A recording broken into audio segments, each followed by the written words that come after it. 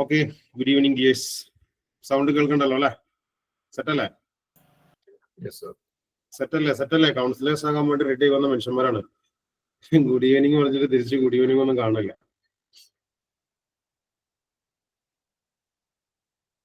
Evening good അല്ലാന്നുണ്ടോ?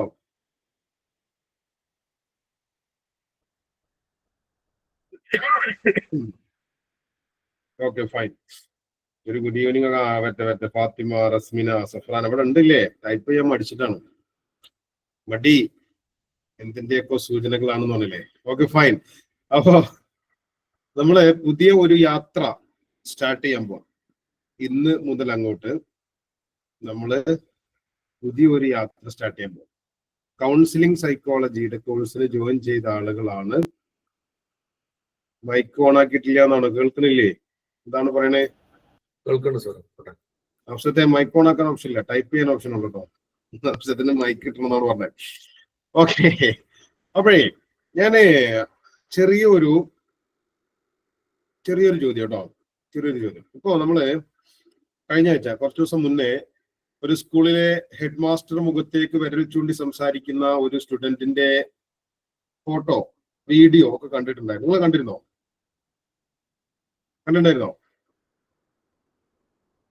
Yes, കണ്ടിട്ടുണ്ടായിരുന്നു അല്ലെ? ഇത് കണ്ടപ്പം ഇത് പല രൂപത്തിൽ വ്യാഖ്യാനിക്കപ്പെടുകയും പല രൂപത്തിൽ ഇതിന്റെ തലങ്ങൾ അന്വേഷിക്കുകയൊക്കെ ചെയ്തിട്ടുണ്ടായിരുന്നു. പിന്നെ ചോദ്യം അതൊന്നുമില്ല, നമ്മളിപ്പോ ഈ കൗൺസിലിംഗ് സൈക്കോളജിയുടെ ഒരു കോഴ്സ് പഠിച്ചു കഴിഞ്ഞാൽ അങ്ങനത്തെ കുട്ടികളൊക്കെ നമുക്ക് ഹാൻഡിൽ ചെയ്യാൻ കഴിയും? എന്തെങ്കിലും ഒരു വിശ്വാസം, എന്തെങ്കിലും ഒരു പ്രതീക്ഷ? അത്തരത്തിലുള്ള ബിഹേവിയറൽ പ്രോബ്ലംസ് ഒക്കെ ഉള്ള സ്റ്റുഡൻസിനെ നമുക്ക് നൈസായിട്ട് ഹാൻഡിൽ ചെയ്യാൻ കഴിയോ? എന്താണ് നിങ്ങളൊരു പ്രതീക്ഷ? ഈ ഒരു കോഴ്സ് കഴിയുമ്പോഴേക്ക് കഴിയും എന്നുള്ളതാണ് അല്ലെ? കഴിയണം. അപ്പൊ ആ ഒരു ലെവലിലേക്ക് നമ്മൾ വളരണം എന്നാണ് അതിന്റെ അർത്ഥം. അപ്പൊ ക്ലാസ്സസ് ലൈവ് തന്നെ കറക്റ്റ് ആയിട്ട് എന്താക്കണം? കയറണം അതിന്. എന്നാലേ കറക്റ്റ് ആയിട്ട് നിങ്ങൾക്ക് ഡൗട്ട് ക്ലിയറൻസ് സെഷൻസ് ഒക്കെ ഉണ്ടാകുമ്പോൾ ചോദിക്കാനും ഡൗട്ട് ക്ലിയർ ചെയ്ത് റെഡി ആകാനും സെറ്റ് ആകാനൊക്കെ കഴിയുള്ളൂ. ഇല്ലെങ്കിൽ വെറുതെ റെക്കോർഡ് കാണാലോ, സർട്ടിഫിക്കറ്റ് മാത്രം നേടാലോ എന്നുള്ള രൂപത്തിൽ എന്താക്കരുത്, ജോയിൻ ചെയ്തിട്ട് സർട്ടിഫിക്കറ്റ് മാത്രം ഒരു ലക്ഷ്യമായിട്ട് നിങ്ങൾ കാണരുത്. ഈ ഒരു കൗൺസിലിംഗ് സൈക്കോളജിയുടെ കോഴ്സിന് ജോയിൻ ചെയ്തത് എല്ലാവരോടും, ഇന്നിപ്പോ ഇതിൽ ജോയിൻ ചെയ്തിട്ടുള്ള എല്ലാ ആളുകളോടും എനിക്ക് പറയാനുള്ളത്, നിങ്ങളുടെ മൈൻഡിൽ നിങ്ങൾക്ക് ഈ ഒരു കോഴ്സിൽ നിന്ന് കിട്ടേണ്ടതായിട്ടുള്ള കുറച്ച് കാര്യങ്ങളൊക്കെ വേണം. അതിൽ നമ്മുടെ സിലബസിൽ കവർ ചെയ്യുന്ന സാധനം കിട്ടുള്ളൂ കേട്ടോ. 3 മാസത്തെ ചെറിയൊരു ഡിപ്ലോമ കോഴ്സിൽ കയറിയിട്ട് 1 വർഷം കൊണ്ടോ 2 വർഷം കൊണ്ടോ നടക്കുന്ന ഒരു സൈക്കോളജി കോഴ്സിൽ പഠിക്കേണ്ട സാധനങ്ങളൊക്കെ പഠിക്കണം എന്ന് എഴുതി വെച്ചിട്ട് ലാസ്റ്റത്തെ ക്ലാസ് ഒക്കെ കഴിഞ്ഞിട്ട് റിവ്യൂ ചോദിക്കുമ്പോൾ ഞാൻ ഇതൊക്കെ കിട്ടുന്ന എഴുതിയില്ല സാർ, ഇതൊന്നും നമുക്ക് കിട്ടിയില്ല എന്ന് പറയാൻ നിൽക്കരുത്. 3 മാസത്തെ കോഴ്സാണ്. ഇതിൽ മാക്സിമം ഏകദേശം മേഖലകളിലേക്കൊക്കെ കടന്നു ചെയ്യുന്നതിന്റെ മൊഡ്യൂളും സാധനമൊക്കെ നിങ്ങൾ കണ്ടിട്ടുണ്ടാവും. എത്രത്തോളം നിങ്ങൾക്ക് തരാൻ കഴിയുമോ അത്രത്തോളം നമ്മൾ തന്നിരിക്കും. മുഹമ്മദ് അലി സാറിനെ കുറിച്ച് ഇങ്ങോട്ട് പറയണ്ടില്ലല്ലോ, സാറിന്റെ ക്ലാസ്സസ് ആണ്, സാറായിരിക്കും ക്ലാസ്സസ് ലീഡ് ചെയ്യാം. അപ്പൊ മാക്സിമം ലൈവ് ആയിട്ട് തന്നെ ക്ലാസ്സിൽ പങ്കെടുത്തിട്ട് ഉള്ള സമയം യൂട്ടിലൈസ് ചെയ്യാൻ വേണ്ടിയിട്ട് ശ്രമിക്കണം. ഇല്ലെങ്കിൽ നിങ്ങൾക്ക് ഈ അടച്ച 3000 രൂപ, 4000 രൂപ, 5000 രൂപ എത്ര ആണെങ്കിലും അതൊക്കെ വേസ്റ്റ് ആണ്. വെറുതെ പേരിന് ഒരു സർട്ടിഫിക്കറ്റ് കിട്ടിയിട്ട് ഒരു കാര്യമില്ല. അതൊരു പേപ്പറായിട്ട് നമ്മളെ ഫയലിൽ കിടക്കുകയുള്ളൂ. ആ ഒരു സർട്ടിഫിക്കറ്റ് കിട്ടലോട് കൂടെ തന്നെ ഇന്ന് ഈ ഒരു മൊമെന്റ് ഞാൻ എന്താണോ അതിൽ നിന്ന് നമ്മുടെ ഗ്രാഫ് ഈ ഒരു 3 മാസത്തെ കോഴ്സ് കഴിയുമ്പോഴേക്ക് ഉയർന്നിരിക്കണം. എന്നാലേ ഈ ഒരു കോഴ്സ് നമുക്ക് ഫ്രൂട്ട്ഫുൾ ആവുന്നുള്ളൂ. ഇല്ലെങ്കിൽ നമ്മുടെ ടൈം വേസ്റ്റ് ആണ്, നമ്മുടെ മണിയും വേസ്റ്റ് ആണ്. അപ്പോ അതുകൊണ്ട് തന്നെ ആ ഒരു ബോധ്യവും നമുക്ക് എല്ലാവർക്കും വേണം. 3 മാസത്തെ കോഴ്സാണ് നമ്മൾ ഈ ഒരു ബാച്ചിൽ നിങ്ങൾക്ക് നൽകാൻ പോകുന്ന ഡിപ്ലോമ കോഴ്സ്. അപ്പൊ ഇതിൽ എല്ലാ ദിവസവും ലൈവ് സെഷൻസ് ഉണ്ടാവും എന്നൊന്നും പ്രതീക്ഷിക്കരുത്. അതായത് ഇന്ന് മുതൽ നാളെ മുതൽ അങ്ങോട്ട് തിങ്കൾ, ചൊവ്വ, ബുധൻ, വ്യാഴം, വെള്ളി എന്നിങ്ങനെ ടൈം ടേബിൾ ഇട്ട് എല്ലാ ദിവസവും ക്ലാസ്സസ് ഉണ്ട് എന്നൊന്നും വിശ്വസിക്കരുത്. നമ്മുടെ മൊഡ്യൂൾ അനുസരിച്ച് ക്ലാസ്സസ് ഈ ദിവസങ്ങൾക്കുള്ളിൽ നിങ്ങൾക്ക് തീരും. അതിൽ ലൈവ് സെഷൻസ് ഉണ്ടാവും. അല്ലാതെ നിങ്ങൾക്ക് ആക്ടിവിറ്റീസ് ചെയ്യാൻ വേണ്ടിയിട്ടുള്ള കാര്യങ്ങളാണെങ്കിൽ അതുമായിട്ട് വേറെ ഉണ്ടാവും. ആ രൂപത്തിലാണ് കാര്യങ്ങൾ ഉണ്ടാവുക. അപ്പൊ ഇത് ഫെബ്രുവരി ആണ്. മാർച്ച്, ഏപ്രിൽ ലാസ്റ്റോ, ഒരു മാർച്ച് ലാസ്റ്റോ അല്ലെങ്കിൽ ഏപ്രിലോട് കൂടിയിട്ട് നിങ്ങളുടെ എക്സാം വരുന്ന രൂപത്തിലായിരിക്കും നിങ്ങളുടെ കോഴ്സ് നമ്മൾ കംപ്ലീറ്റ് ചെയ്യാൻ പോകുന്നത്. കാരണം അത് കഴിഞ്ഞ് 1 മാസം കഴിഞ്ഞൊരു മെയ് മാസത്തിലൊക്കെ ആയിട്ട് കോൺവൊക്കേഷൻ കൂടി നമ്മൾ പ്ലാൻ ചെയ്യുന്നുണ്ട്. അപ്പൊ നിങ്ങൾ സൈക്കോളജിസ്റ്റുകളായത് നിങ്ങൾ മാത്രം അറിഞ്ഞാൽ പോരല്ലോ, എല്ലാവരും അറിയട്ടെ. നമ്മൾ സൈക്കോളജിസ്റ്റ്, നമ്മൾ കൗൺസിലിംഗ് സൈക്കോളജി ഒക്കെ പഠിച്ച് എന്തെങ്കിലുമൊക്കെ ചെറിയ പ്രശ്നങ്ങളൊക്കെ നമ്മുടെ കുടുംബത്തിൽ ഉണ്ടാകുമ്പോഴോ നമ്മുടെ മക്കളിൽ ഉണ്ടാകുമ്പോഴോ നമ്മുടെ ചുറ്റുവട്ടത്തിലൊക്കെ ഉണ്ടാകുമ്പോൾ അതൊക്കെ ഒന്ന് ഹാൻഡിൽ ചെയ്യാനും ഡീൽ ചെയ്യാനും നമ്മുടെ തന്നെ കുറെ പേഴ്സണൽ പ്രശ്നങ്ങളൊക്കെ നമുക്ക് തന്നെ ഒതുക്കി തീർക്കാനൊക്കെ കഴിയുന്ന രൂപത്തിലേക്ക് നമ്മൾ വളർന്നിട്ടുണ്ട്, വലുതായിട്ടുണ്ട് എന്നുള്ളത് നമ്മുടെ സമൂഹം കൂടി ഒന്ന് അറിയട്ടെ അല്ലേ. അപ്പൊ അതിന്റെ കോൺവൊക്കേഷൻ ഒക്കെ പ്ലാൻ ചെയ്തിട്ടുണ്ടാവും. അപ്പൊ ആ രൂപത്തിലാണ് കാര്യങ്ങൾ ഉണ്ടാവുക. നിങ്ങളുടെ ക്ലാസ്സസ് എങ്ങനെയാണ് ഉണ്ടാവുക, ലൈവ് സെഷൻസ് ഉണ്ടാകുന്ന ദിവസങ്ങൾ നിങ്ങൾ അറിയിക്കും. രാത്രി ഇതുപോലെ ഏകദേശം ഈ ഒരു 7 മണി 7:15 സമയത്തായിരിക്കും ക്ലാസ് ഉണ്ടാവുക. കറക്റ്റ് സമയത്ത് ക്ലാസ്സിന് ജോയിൻ ചെയ്യണം. കാരണം 7:15 ആയി കഴിഞ്ഞാൽ ക്ലാസ് സ്റ്റാർട്ട് ചെയ്യും. സ്റ്റാർട്ട് ചെയ്ത് കഴിഞ്ഞ് വരുന്ന ആളുകൾ ലാസ്റ്റ് ക്ലാസ് കഴിയാൻ നേരത്ത് ആദ്യം പഠിപ്പിച്ച സാധനം ലാസ്റ്റ് ഡൗട്ട് ചോദിക്കാൻ വന്നാൽ ചിലപ്പോൾ നിങ്ങൾക്ക് അതിന് ആൻസർ തരൂല, ഉള്ളത് ഓപ്പൺ ആയിട്ട് പറയാം. ബാക്കി കാര്യങ്ങളൊക്കെ മുഹമ്മദ് സാർ ഇനി ക്ലാസ്സിൽ നിങ്ങളോട് പറയും. ഓക്കെ, ക്ലാസ്സിൽ നേരെ വൈകി വരിക, എന്നിട്ട് ലാസ്റ്റ് ഫസ്റ്റ് പഠിപ്പിച്ച എന്തെങ്കിലും ചോദിക്കുക. ആ സംഭവം നടക്കില്ല. കറക്റ്റ് ടൈമിന് ജോയിൻ ചെയ്യുക, എന്നിട്ട് അതിൽ വരുന്ന ഡൗട്ട്സ് ചോദിക്കുക. അപ്പൊ അതിനനുസരിച്ച് നടക്കുള്ളൂ അല്ലെ. ശ്രുതിയൊക്കെ പൊരിഞ്ഞ ചിരി, ഞാൻ ഇങ്ങനെ നല്ല കരുതിയിരുന്നില്ല. അപ്പൊ എല്ലാ സമയം മാക്സിമം യൂട്ടിലൈസ് ചെയ്തിട്ട് പഠിക്കാൻ നോക്കുക, ഡൗട്ട്സ് ഒക്കെ ക്ലിയർ ചെയ്യുക. നിങ്ങൾക്ക് ഒരു മെന്റർ ഉണ്ടാവും. നിങ്ങളുടെ ഈ ഒരു കോഴ്സിൽ നിങ്ങളെ മെന്റർ ആരാന്നറിയോ? അറിയോ അറിയോ അറിയോ നിങ്ങൾക്ക് നിങ്ങളെ ഗ്രൂപ്പിലേക്ക് ആഡ് ചെയ്തതും നിങ്ങൾക്ക് ഗ്രൂപ്പിന്റെ ലിങ്ക് കിട്ടുന്നതും നമ്മുടെ ആപ്പിനെ പറ്റി പഠിപ്പിച്ചെന്നതൊക്കെ ആരാ? ആ ആളറിയോ? ആളറിയോ? ആളറിയോ? ആ, ആളായിരിക്കും കേട്ടോ. സുഹൈല മാമ ആയിരിക്കും നിങ്ങളുടെ മെന്റർ ആയിട്ടുണ്ടാവുക. 9048 220 755 നമ്മുടെ ഓഫീസിലെ നമ്പർ ഡീൽ ചെയ്യുന്നതാണ്. അപ്പൊ ആളാണ് ഉണ്ടാവുക. നിങ്ങളുടെ ഗ്രൂപ്പിലൊക്കെ ആളുണ്ടാവും. അപ്പൊ നിങ്ങളുടെ കാര്യങ്ങളൊക്കെ അവരാണ് കോർഡിനേറ്റ് ചെയ്യുക. ഡൗട്ട്സ് എന്തെങ്കിലുമൊക്കെ ഉണ്ടെങ്കിൽ അവിടേക്കാണ് ചോദിക്കുന്നത്. അല്ലാതെ നേരെ വന്നിട്ട് മുഹമ്മദ് സാർ നമ്പറോടെ, മുഹമ്മദ് സാർ വീടോടെ, മുഹമ്മദ് സാർ എപ്പോഴാണ് വിളിച്ചാൽ കിട്ടാമെന്ന് ചോദിച്ചു വണ്ടി വരരുത്. അത് മെന്റർ ത്രൂ ആണ് കാര്യങ്ങളൊക്കെ നടക്കാൻ നടത്താം. സെറ്റ് അല്ലേ?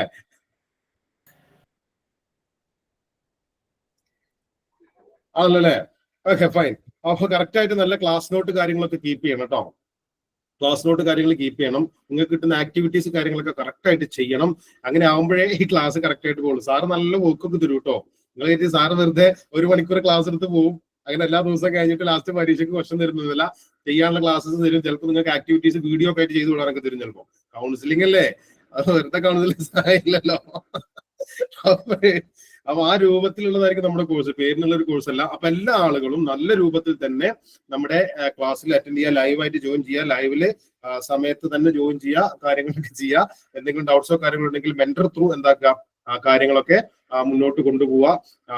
എല്ലാ ആളുകൾക്കും നല്ല വിജയം ആശംസിക്കുകയാണ്. നമ്മുടെ ഈ ഒരു കോഴ്സിന്റെ ഉദ്ഘാടനം ഇവിടെ നമ്മൾ നടത്തുകയാണ്. ഇൻസെന്റിയം ഇവിടെ പ്രഖ്യാപിക്കുകയാണ്.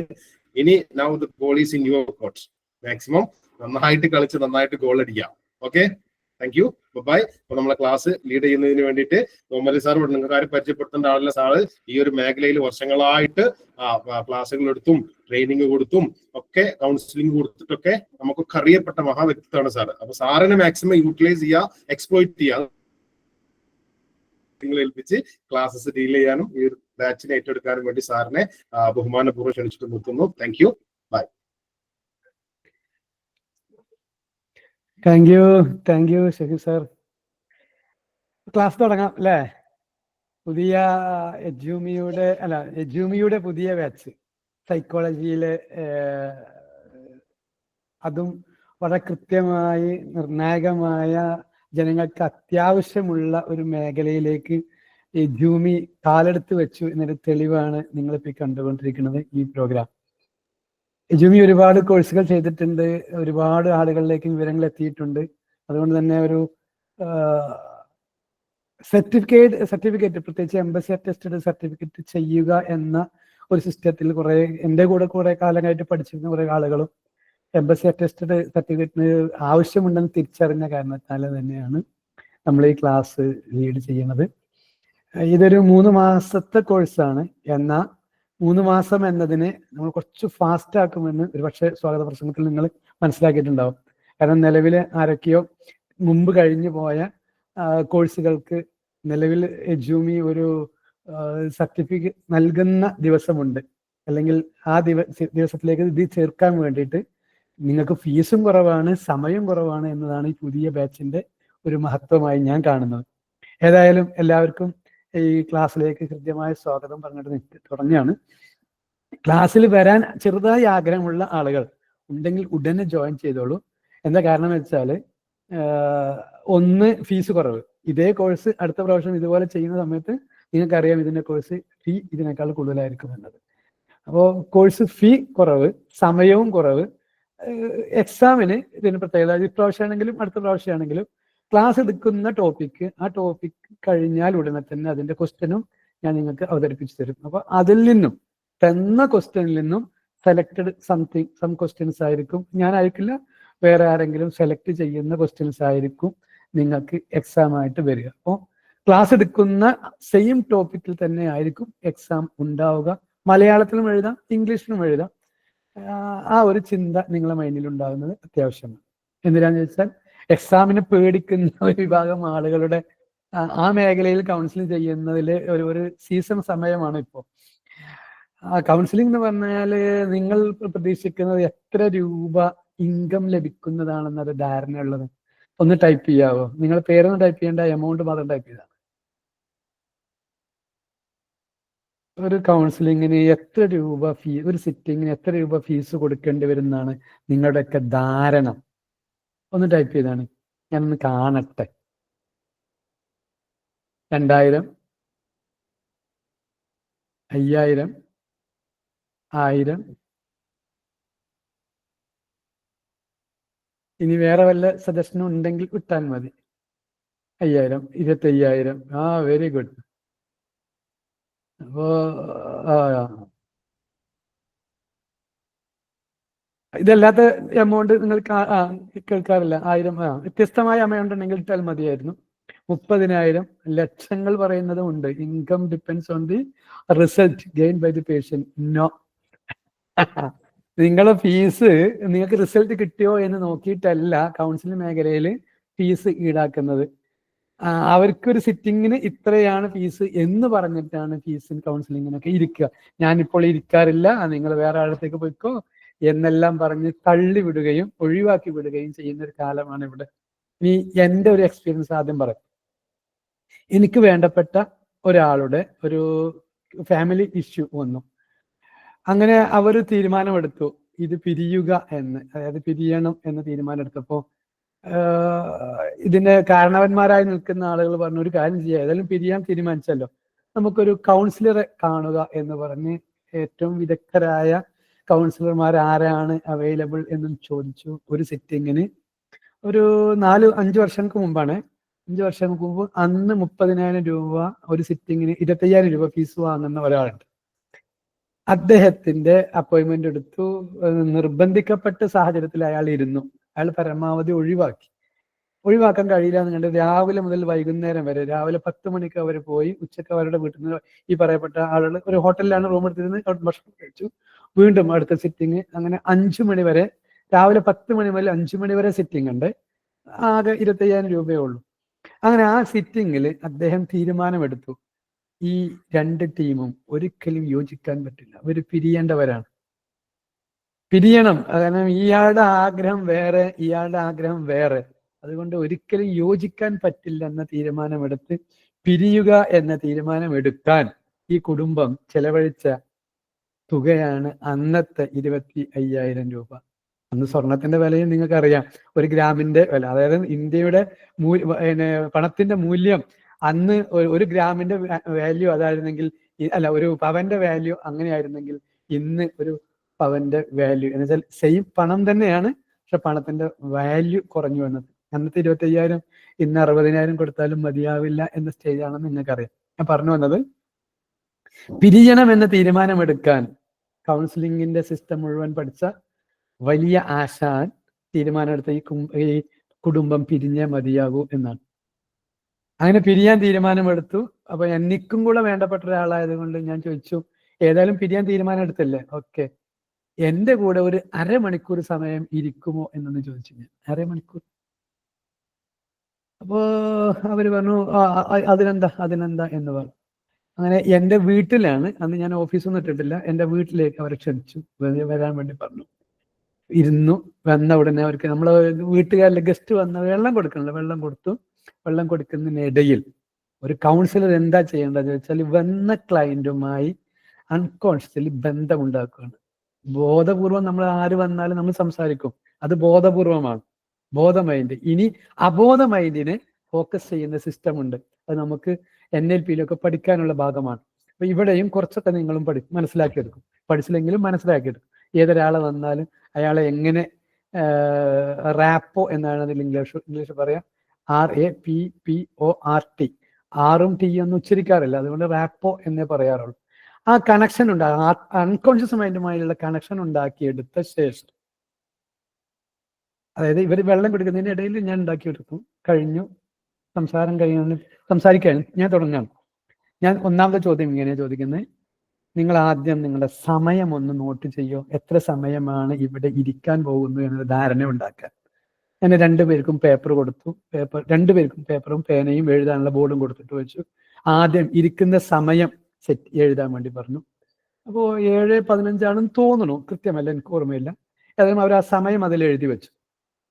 അടുത്തത് എൻ്റെ ചോദ്യം, ഞാൻ ഈ കേസിൽ എന്തിനാണ് ഇടപെടേണ്ടത്? നിങ്ങളെ പിരിയാനോ ഒന്നാക്കാനോ? ഉത്തരം അതിൽ എഴുതാൻ വേണ്ടി പറഞ്ഞു. എന്നിട്ട് ഉത്തരം എന്നോട് പറയാനും പറഞ്ഞു.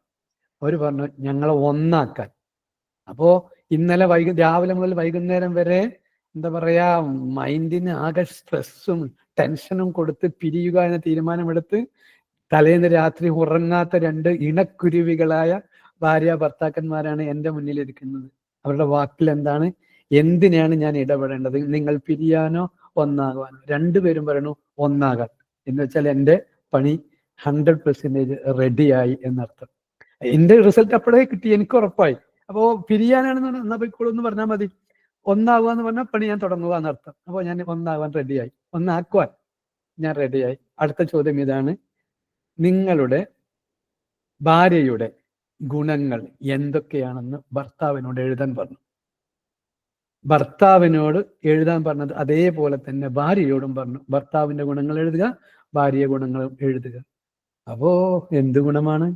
ഒന്നാവാൻ വേണ്ടിയിട്ട് ആഗ്രഹമുണ്ടെങ്കിലും ഇവർക്ക് ഇതുവരെ സാധാരണഗതിയിൽ രണ്ടുപേര് തമ്മിൽ തെറ്റിക്കഴിഞ്ഞാൽ ആ ഓപ്പോസിറ്റ് ഭാഗത്തിന്റെ, അല്ലെങ്കിൽ ഞാൻ പുരുഷൻ അല്ലെങ്കിൽ ഭർത്താവ്, എൻ്റെ ഭാര്യയുടെ നല്ല വശങ്ങളെ കുറിച്ച് എനിക്ക് ചിന്തിക്കാൻ സമയം ഉണ്ടാവില്ല. കാരണം ഇവിടെ എന്തിനാ നന്നാവുന്നത്, ഒന്നാവണം ചോദിച്ചാൽ പിരിയാനാണെന്ന ചിന്ത ഉണ്ടെങ്കിൽ പിന്നെ ആ നന്മയുടെ വശങ്ങൾ നമ്മൾ കാണില്ല. നിങ്ങളും പ്രേമിക്കുന്ന കുറെ ആളുകൾ എൻ്റെ കൂടെ ഉണ്ടാകും. പ്രേമിക്കുന്ന സമയത്ത് കാമുകന്റെ അല്ലെങ്കിൽ കാമുകിയുടെ നല്ല വശങ്ങൾ മാത്രമേ കാണൂ. ജീവിക്കുമ്പോൾ ഭർത്താവിന്റെ കുഴപ്പങ്ങളെ കാണും. പ്രേമിക്കുമ്പോൾ നല്ല വശങ്ങളും ജീവിക്കുമ്പോൾ കുഴപ്പങ്ങളും കാണുന്നു. അതേ ഓപ്പോസിറ്റില് പിരിയാൻ തീരുമാനിച്ച നിങ്ങളുടെ ഭാര്യയുടെ, ഭർത്താവിന്റെ അല്ലെങ്കിൽ ഇണയുടെ, ഏറ്റവും നല്ല വാക്കാതാന്ന് തോന്നുന്നു, ഇണയുടെ നല്ല വശങ്ങളൊന്ന് എഴുതാൻ വേണ്ടി പറയുമ്പോൾ അവർ പരസ്പരം എന്നെ നോക്കുന്നു. ഞാൻ പറഞ്ഞു എന്നോടല്ല ചോദിക്കണം, നിങ്ങളുടെ ഇണയിൽ കണ്ട ഏറ്റവും നല്ല ക്വാളിറ്റീസ് എഴുതൂ എന്ന് പറഞ്ഞു. അവർ എഴുതാൻ തുടങ്ങി. അവർ പരസ്പരം നോക്കുന്നു, എഴുതുന്നു. ഭാര്യ ഒന്ന് എഴുതിയിട്ടുണ്ടെങ്കിൽ ഭർത്താവ് ഒന്ന് എഴുതും. അങ്ങനെ കുറച്ചധികം സമയം എടുക്കേണ്ടി വന്നു അവർക്ക് ഇതിനെ ആലോചിക്കാൻ. എന്നാൽ കുറഞ്ഞ സമയം കൊണ്ട് എഴുതി. നേരെ മറിച്ച് പിരിയാൻ നിൽക്കുന്ന ഇവരോട് കുഴപ്പങ്ങൾ, ഭാര്യയുടെ കുഴപ്പങ്ങൾ എന്തൊക്കെയാന്ന് എഴുതാൻ വേണ്ടി പറഞ്ഞാൽ ഭർത്താവിന് യെസ് എഴുതാനുള്ള ആൻസർ ഉണ്ടാവും. ഭാര്യയോട് അതേപോലെ ചോദിക്കുകയാണെങ്കിൽ ഭാര്യയ്ക്കും ഉണ്ടാകും വലിയ 2, 5, 10, 15 പേപ്പർ എഴുതാനുള്ള. ഞാൻ പേപ്പർ കൊടുത്ത് മടുത്തു പോകും. അതിന്റെ ആവശ്യം വന്നില്ല. നന്മകളുടെ വശങ്ങൾ മാത്രം എഴുതാൻ വേണ്ടി പറഞ്ഞു. നന്മയുടെ വശങ്ങൾ അവർ എഴുതി തുടങ്ങി. എനിക്ക് തോന്നുന്നു 4, 5 മാക്സിമം എഴുതി. കിട്ടുന്നില്ല, കാരണം അങ്ങനെ ജീവിച്ചിട്ടില്ല. അങ്ങനെ ജീവിക്കാൻ അവർ ആഗ്രഹിച്ചത് ഈ ഒരു നിമിഷം മാത്രമാണ്. പിരിയണമെന്ന് ഇന്നലെ കൗൺസിലർ പറഞ്ഞതിന് ശേഷമാണ് ഈ പറയുന്നത്. അങ്ങനെ ഞാൻ ചോദിച്ചു, ഓക്കെ ഇത്രയേ ഉള്ളൂ, അടിയിലൊരു വര വരക്കും, ഇനി എഴുതി ചേർക്കേണ്ടതില്ല. ഓക്കെ, വരച്ചു. എന്നിട്ട് ആ പേപ്പർ നേരെ ഭാര്യയുടെ പേപ്പർ ഭർത്താവിന്റെ കയ്യിലും, ഭർത്താവിന്റെ പേപ്പർ ഭാര്യയുടെയും കയ്യിലും. കൗൺസിലർക്ക് ഒരു പണിയില്ല, അവരെ കൊണ്ട് പണിയെടുപ്പിക്കാൻ. നമ്മൾ പേപ്പർ ഹാൻഡ് ഓവർ ചെയ്യാൻ വേണ്ടി പറഞ്ഞു. അവർ ആ പരീക്ഷ പേപ്പർ ഹാൻഡ് ഓവർ ചെയ്യാൻ. എൻ്റെ ഭാര്യ എന്നെ കുറിച്ച് നന്മയുടെ വശങ്ങൾ എഴുതിയത് ഇങ്ങനെ വായിക്കുമ്പോൾ എൻ്റെ മുഖം പ്രസന്നമാവും. അതുപോലെ തന്നെ ഭർത്താവ് ഭാര്യയെ കുറിച്ച് എഴുതിയിട്ടുണ്ട്. ആ എഴുതിയത് ഭാര്യ വായിക്കുമ്പോഴും എന്നെ കുറിച്ച് അദ്ദേഹത്തിന്റെ കാഴ്ചപ്പാട് ഇങ്ങനെയാണല്ലേ. Yes, ready. പേപ്പർ കൈമാറി. സന്തോഷമാണ്. ഇനി ഒന്നാവാൻ നിങ്ങൾ തീരുമാനിച്ചു. ഇനി ഇതുപോലത്തെ ഒരു ഇഷ്യൂ ജനങ്ങളുടെ മുന്നിൽ അല്ലെങ്കിൽ കൗൺസിലർമാരുടെ മുന്നിൽ, കുടുംബത്തിന്റെ മുന്നിൽ നാണം കെട്ട് നിൽക്കാതിരിക്കാൻ എന്താണ് നിങ്ങൾ ചെയ്യേണ്ടത്? ഭാര്യ എന്ന നിലയിൽ എൻ്റെ ഭാര്യയുടെ ഭാഗത്തു നിന്നും ഇനി ഉണ്ടായിക്കൂടാത്ത കാര്യങ്ങൾ എന്താണെന്ന് ഭർത്താവ് എഴുതുക. ഭർത്താവിന്റെ അതുപോലെ ഭർത്താവിന് കൃത്യമായിട്ട് ഇനി ഇന്ന ഭാര്യ ഇന്ന തന്നെ ചെയ്യാൻ പാടില്ല എന്ന് കൃത്യമായിട്ട് എഴുതാൻ ഭർത്താവിന് കഴിയും. അതേപോലെ തന്നെ ഭാര്യയുടെ കയ്യിലും കൊടുക്കുന്ന അതേ പേപ്പർ തന്നെ പറയൂ, നിങ്ങൾ എഴുതൂ എന്താണ് ഇനി ഇതുപോലത്തെ നാണം കെടുന്നൊരു സാഹചര്യം എൻ്റെ കുടുംബജീവിതത്തിൽ ഇല്ലാതിരിക്കണമെങ്കിൽ ഭർത്താവായ നിങ്ങൾ ഇനി പാലിക്കേണ്ട കാര്യങ്ങൾ എന്താണെന്ന് ഒന്ന് എഴുതാൻ വേണ്ടി പറഞ്ഞു. എനിക്ക് എൻ്റെ കുഴപ്പങ്ങൾ അറിയില്ല, മറ്റൊരാളെ കുഴപ്പം അറിയും എന്നതാണ് ഇതിലെ കൺസെപ്റ്റ്. അതിന് നമ്മൾ അങ്ങനെ തന്നെ സ്വീകരിക്കുന്നു. അപ്പൊ അവരെ കൊണ്ട് എഴുതിപ്പിക്കുന്നു. ഓക്കെ, എഴുതി കഴിഞ്ഞു. അടുത്ത ആൾക്ക് പേപ്പർ കൊടുക്കാൻ വേണ്ടി പറഞ്ഞു, അയാൾ കൊടുത്തു. ഇയാൾക്കും കൊടുക്കാൻ വേണ്ടി പറഞ്ഞു. പേപ്പറുകൾ പരസ്പരം കൈമാറി കഴിഞ്ഞ ശേഷം ഇനി അടുത്ത ചോദ്യം നമ്മുടേത്. എന്താ ചോദ്യം? ഇതിൽ ഏതെങ്കിലും ഒന്നിനെ പാലിക്കാൻ നിങ്ങൾക്ക് പ്രയാസമുണ്ടോ? മുഴുവൻ വായിക്കുന്നു.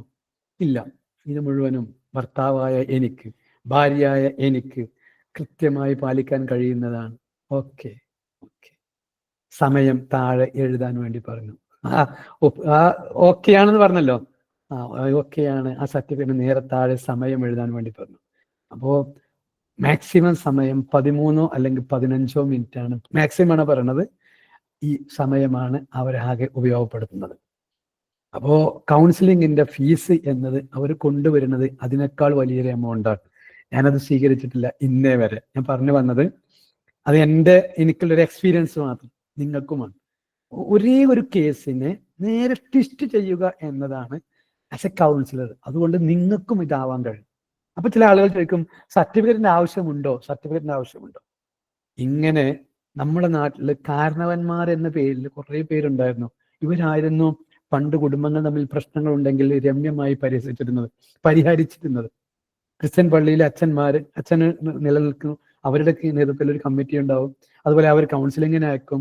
എന്നാൽ മുസ്ലിം സമുദായത്തിലുമുണ്ട് ഇതുപോലെ പ്രശ്നങ്ങൾ ഉണ്ടെങ്കിൽ സോൾവ് ചെയ്യാൻ ആളുകൾ. അതുപോലെ തന്നെ ഹിന്ദു സമുദായത്തിലുമുണ്ട് ഈ പ്രശ്നങ്ങൾ ഉണ്ടെങ്കിൽ സോൾവ് ചെയ്യാൻ വ്യത്യസ്തമായ ആളുകൾ.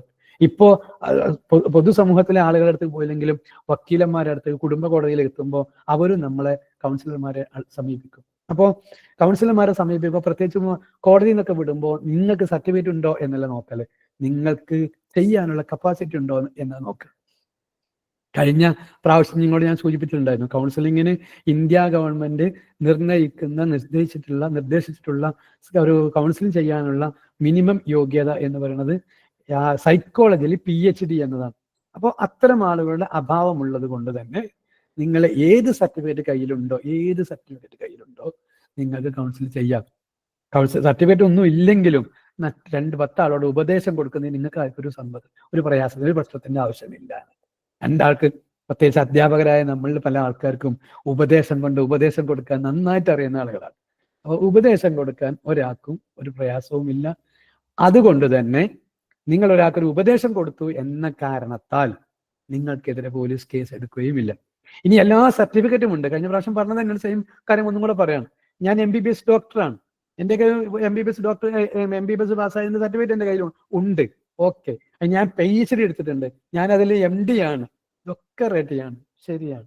എൻ്റെ ഭാഗത്തൊരു ചികിത്സാ പിഴവ് സംഭവിച്ചിട്ടുണ്ടെങ്കിൽ എൻ്റെ ഞാൻ ചികിത്സിച്ച രോഗി എനിക്കെതിരെ കേസ് കൊടുത്താൽ ക്രിമിനൽ കുറ്റമായിട്ട് കട്ടവന്റെ കൊലപാതകതയുടെ കൂടെ ഈ ഡോക്ടർ നാളെ പോയിട്ട് ജയിലിൽ കിടക്കേണ്ട സാഹചര്യമാണ് ഇന്ത്യയുടെ ഇപ്പോഴത്തെ സാഹചര്യം. അതുകൊണ്ട് തന്നെയാണ് ഇപ്പോൾ മിക്കവാറും ഡോക്ടർ ആവാൻ താല്പര്യമുള്ള ആളുകൾ പ്രസവത്തിന്റെ കേസ് പോലും അല്ലെങ്കിൽ ഗൈനക്കോളജി എടുക്കാൻ താല്പര്യം കാണിക്കാതിരിക്കാനുള്ള പ്രധാന കാരണം. ഞാൻ പറഞ്ഞു വന്നത് സർട്ടിഫിക്കറ്റ് ഉണ്ടായതല്ല നമ്മുടെ കേസിൽ നിന്ന് രക്ഷപ്പെടാനുള്ള കാരണം. നമ്മൾക്ക് ഒരു കേസ് ഇല്ലാതെ ഒരാളുടെ കേസിനെ പരിഹരിക്കാൻ കഴിയുക എന്നതാണ് ഈ പറയപ്പെട്ട സർട്ടിഫിക്കറ്റുകളുടെ ഒക്കെ അടിസ്ഥാനം. അപ്പോൾ നിങ്ങൾക്ക് ഒരാളുടെ പ്രശ്നം പരിഹരിക്കാൻ കഴിയുമോ എന്നൊരു ചോദ്യമുണ്ട്. എന്താ നിങ്ങളുടെ അഭിപ്രായം? നിങ്ങളെ കൊണ്ട് കഴിയുമെന്ന് തന്നെയാണ് എൻ്റെ അഭിപ്രായം. കാരണം നിങ്ങൾ ഒരുപാട് പേരുടെ പ്രശ്നം പരിഹരിച്ച ആളുകൾ തന്നെയാണ്, ഒരുപാട് ഉപദേശം കൊടുത്ത ആളുകളും നിങ്ങൾ തന്നെയാണ്. അപ്പോൾ നിങ്ങൾക്കൊരു സർട്ടിഫിക്കറ്റിന് ആവശ്യമുണ്ടോ? വേഗം കൂടി ഇവിടെ നിങ്ങൾക്ക് ആ സർട്ടിഫിക്കറ്റിന്റെ പ്രശ്നം പരിഹരിക്കപ്പെടും. ഏത് പ്രശ്നത്തിനും ഒരു റൂട്ട് സിസ്റ്റം ഉണ്ട്. എന്തുകൊണ്ട് പ്രശ്നമുണ്ടായി എന്നത് ആ പ്രശ്നത്തിന് നേരെ ട്വിസ്റ്റ് ചെയ്താൽ മതി. ഇനി ഞാൻ വേറൊരു എക്സ്പീരിയൻസും കൂടെ പറയാം. ഞാൻ എൻ്റെ ഉമ്മയുടെ അമ്മാവന് ഒരു ഡ്രൈവറായിട്ട് പോവുകയാണ്. കാരണം സ്കൂളിൽ അധ്യാപകനാണ് ഞാൻ ബേസിക്കലി.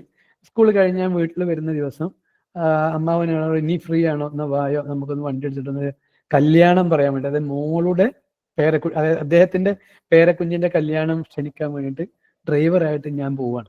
അങ്ങനെ ഓരോരോ വീടുകളിൽ പോകുന്നു, ക്ഷണിക്കുന്നു. ഒരു വീട്ടിൽ പോയപ്പോൾ അവിടെ സിറ്റ് ഔട്ടിൽ ഒരു ലൂടെ ആളുകൾ, പഴയ തറവാടാണ്, ആ തറവാടിന്റെ പുറത്തു ഭാഗത്ത് വരാന്തയിൽ ഒരു കൂട്ടം ആളുകൾ ഇരിക്കുന്നുണ്ട്. അവരിന്നൊരു പ്രധാന ചർച്ച നടത്തിക്കൊണ്ടിരിക്കുകയാണ്. വണ്ടി ദൂരത്ത് വരുമ്പോൾ തന്നെ കാണാൻ അവിടെ തർക്കം നടക്കുന്ന ഒരു ഫീലിംഗ് നമുക്കുണ്ടായിരുന്നു. ഞങ്ങൾ അങ്ങനെ വീട്ടിലേക്ക് കയറി ചെന്നു. ഇദ്ദേഹം കുറച്ച് രാഷ്ട്രീയപരമായും കുടുംബപരമായും പ്രത്യേകിച്ച് പ്രായം കൂടിയത് കൊണ്ട് തന്നെ ഒരു കാരണവരായിട്ട് പരിഗണിക്കപ്പെടുന്ന ആളാണ്. ഇദ്ദേഹത്തെ കണ്ടതോടുകൂടെ അവിടെ ഡിസ്കഷൻ നടക്കുന്ന ആ സ്ഥലത്ത് തൽക്കാലം പിൻ ഡ്രോപ്പ് സൈലന്റ് ആയി. അപ്പോ ഞാനും ഇദ്ദേഹം വീട്ടിലേക്ക് കയറിയിരുന്നു. ഇദ്ദേഹം വീട്ടിലെ കാര്യങ്ങളൊക്കെ ചർച്ച ചെയ്യുന്നുണ്ട്. അപ്പോൾ ഞാനും അവിടെ ഇരിക്കുന്നു. ഒരു ഡ്രൈവർ ആണെങ്കിലും ഫാമിലി മെമ്പർ എന്ന കാരണത്താൽ ഒരു വിട്ട് മാറി നിൽക്കാൻ, എനിക്ക് അവിടെ ആരെയും പരിചയമില്ല.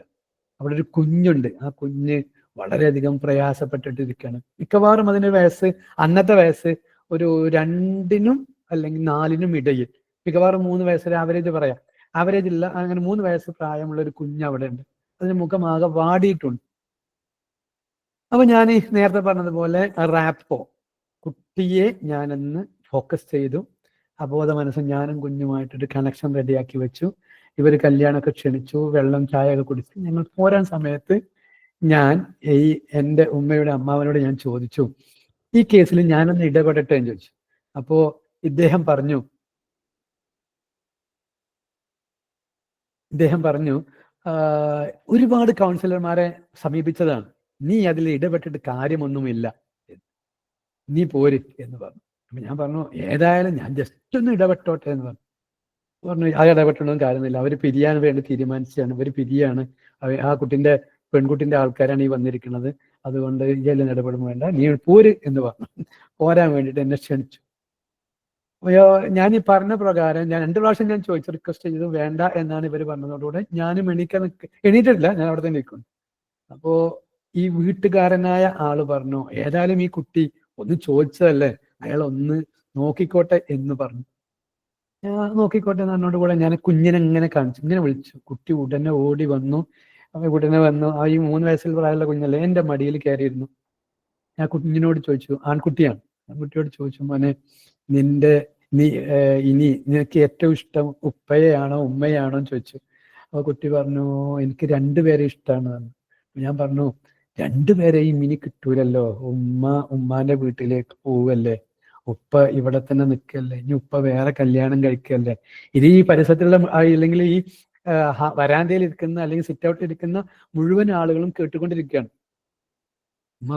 ഉമ്മാനെ വേറെ കല്യാണം കഴിച്ച് വിടൂലേ, നീ ഇനി ആരെ കൂടിയാണ് ജീവിക്കുക എന്ന് ചോദിച്ചു. പറഞ്ഞു, എനിക്ക് 2 പേരും വേണമെന്ന് ഈ കുഞ്ഞു പറയണം. അപ്പോ നമുക്ക് അറിയേണ്ടത് ഒരു ഏകദേശം പ്രായം 3 വയസ്സ് കഴിഞ്ഞിട്ടുണ്ടാവുമെന്ന് സംശയം ഉണ്ടാവും. ഏതായാലും ഒരു ആവറേജ് എടുക്കുകയാണ്, കൃത്യം നമ്മൾ റേഷൻ കാർഡോ ആധാർ കാർഡോ നോക്കിയിട്ട് പറയല്ല എന്ന് പറഞ്ഞു. അപ്പൊ കുഞ്ഞ് റെഡി, ഇങ്ങനെ എനിക്ക് മറുപടി തന്നു, 2 പേരും വേണമെന്ന്. അപ്പൊ ഞാൻ വീണ്ടും പറഞ്ഞു, അപ്പോ ഉമ്മയാണോ പ്രശ്നം ഉപ്പയാണോ പ്രശ്നം എന്ന് കുഞ്ഞിനോട് ചോദിച്ചു. അപ്പൊ കുഞ്ഞു പറഞ്ഞ മറുപടിയാണ് ഏറ്റവും രസമുള്ള വാക്ക്. ഉമ്മയും ഉപ്പയും ഒന്നുമല്ല പ്രശ്നം, കുട്ടിയുടെ വാക്ക് പ്രകാരം ഉമ്മമ്മയാണ് പ്രശ്നം. ഉമ്മമ്മ എന്ന് പറഞ്ഞാൽ പിതാവിന്റെ അമ്മ, നമ്മുടെ നാട്ടിൽ പറഞ്ഞ, നമ്മളെ ഭാഷയിൽ പറഞ്ഞ അമ്മായിയമ്മയാണ് പ്രശ്നം എന്ന് 3 വയസ്സുകാരൻ തിരിച്ചറിഞ്ഞു. ഞാൻ നെടുവീർപ്പിട്ടു, കുഞ്ഞിനെ താഴെ വെച്ചു. എന്നാ ഞാൻ പോട്ടെ മോനെ എന്ന് പറഞ്ഞാൽ ഞാൻ എഴുന്നേറ്റപ്പോ എന്നെ അതീവ ശക്തിയായി ചീത്ത പറഞ്ഞു. എൻ്റെ ഉമ്മയുടെ ഈ അമ്മാവൻ ചീത്ത പറഞ്ഞു, നിങ്ങൾ പോരൂ എന്ന് പറഞ്ഞു. അവര് കേസിന്മേ ഇടപെട്ട കേസ് മുഴുവനാക്കിയിട്ടില്ല എണീറ്റ് പോകുള്ളൂ. പകുതി വെച്ചിട്ട് കുട്ടിനോട് 2 വർത്തമാനം പറഞ്ഞു, എങ്ങനെ പോവുക, നീ അവിടെ നിൽക്കുന്ന പറഞ്ഞ് എന്നോട് ഇരുത്തൽ തുടങ്ങി. ഇതുവരെ നേരെ ഓപ്പോസിറ്റ് പറഞ്ഞ ആള് നേരെ ഇപ്പൊ ഇനി ഇരുത്താനുള്ള ശ്രമമായിരുന്നു. ഞാൻ പോന്നു. ഞാൻ ഞങ്ങൾ ആ വീട്ടിൽ നിന്നും ഒരു 2 കിലോമീറ്ററോളം ഞാൻ ചീത്ത കേട്ടുകൊണ്ടേ പോന്നു. ഒരു കേസിൽ ഇടപെട്ടാൽ എങ്ങനെയാണ് കൈകാര്യം ചെയ്യാന്നുള്ളത് കൃത്യമായി എനിക്ക് പറഞ്ഞു തന്നുകൊണ്ടേയിരിക്കുകയായിരുന്നു. ഞാൻ ഒരക്ഷരം മിണ്ടാതെ വണ്ടി ഓടിച്ചു കൊണ്ടിരുന്നു. അപ്പൊ അവിടുന്ന് ഒരു 2 കിലോമീറ്റർ പാസ് ചെയ്തു. അടുത്ത ജംഗ്ഷനിലേക്ക് എത്തിയപ്പോ ഈ സെക്കൻഡ് എന്നോട് കേസിന്മേ ഇടപെടാൻ പറഞ്ഞ ആൾ ഇദ്ദേഹത്തിന്റെ നമ്പറിൽ വിളിച്ചിട്ട് പറയാണ്, നിങ്ങളെ കൂടെ വന്ന കുട്ടി സൂപ്പറാണ്. ആ 2 സെക്കൻഡ് കൊണ്ട് ആ പ്രശ്നത്തിനെ സോൾവ് ചെയ്തു. പിരിയാൻ തീരുമാനിച്ച ആ കുടുംബം ഒന്നാവാൻ തീരുമാനിച്ചു. അവൻ വേറെ വീട്ടിലേക്ക് താമസം മാറാൻ തീരുമാനിച്ചു. ഒരുപാട് കാലമായി ഈ കേസ് ഞാൻ തിരിച്ചറിയുന്നുണ്ട്. ഇതാണ് പ്രശ്നമെന്ന് എനിക്കാരോടും വിളിച്ചു പറയാൻ പറ്റുമോ? ഇത് പറ്റൂല. ആ കുട്ടി കുറഞ്ഞ സമയം കൊണ്ട് ആ കേസ് കൈകാര്യം ചെയ്തു എന്ന് പറഞ്ഞു. ഞാൻ പറഞ്ഞത് ഞാൻ എൻ്റെ മഹത്വം പറയാൻ വേണ്ടിയിട്ടല്ല ഉപയോഗിച്ചത്. ഇതേ ടെക്നിക്കുകൾ നിങ്ങൾക്ക് ഉപയോഗിക്കാൻ പറ്റും. ഇതിന് സർട്ടിഫിക്കറ്റ് ഒന്നും ആവശ്യമില്ല. 2 കുടുംബങ്ങൾ പിരിയാൻ പോകുമ്പോൾ അങ്ങനെ നമ്മൾ എത്ര സങ്കടത്തോടെ പിരിഞ്ഞിട്ടുണ്ടാവും. ഒരു കുടുംബം പിരിയുന്ന സാഹചര്യം വന്നാൽ അവിടെ ഏറ്റവും കൂടുതൽ സങ്കടപ്പെടുന്നത് കുഞ്ഞു മക്കളുണ്ട്. ആ കുട്ടിക്ക് ആ പിതാവിനെയും മാതാവിനെയും തിരിച്ചു കൊടുക്കേണ്ട കടമ നമുക്കുള്ളതാണ്. അങ്ങനെ കുറെ കടമകൾ നമുക്ക് നിർവഹിക്കാൻ പറ്റുകയും ചെയ്യും. നിങ്ങൾക്കതിന് കഴിയുള്ള ആളുകളാണ്. അപ്പൊ അവരുടെ ചിന്താ പാറ്റേൺ, എനിക്ക് നിങ്ങളെ ദേഷ്യം വന്നാൽ അല്ലെങ്കിൽ നിങ്ങൾക്ക് എന്നെ ദേഷ്യം വന്നാൽ എന്റെ നല്ല വശം കാണാൻ കഴിയില്ല. ആ നല്ല വശങ്ങൾ വേറെ 2 പേര് വ്യത്യസ്തമായ ആംഗിളിൽ സംസാരിച്ചു കഴിഞ്ഞാൽ ഭാര്യയും ഭർത്താവും തമ്മിൽ പ്രശ്നമുണ്ട്.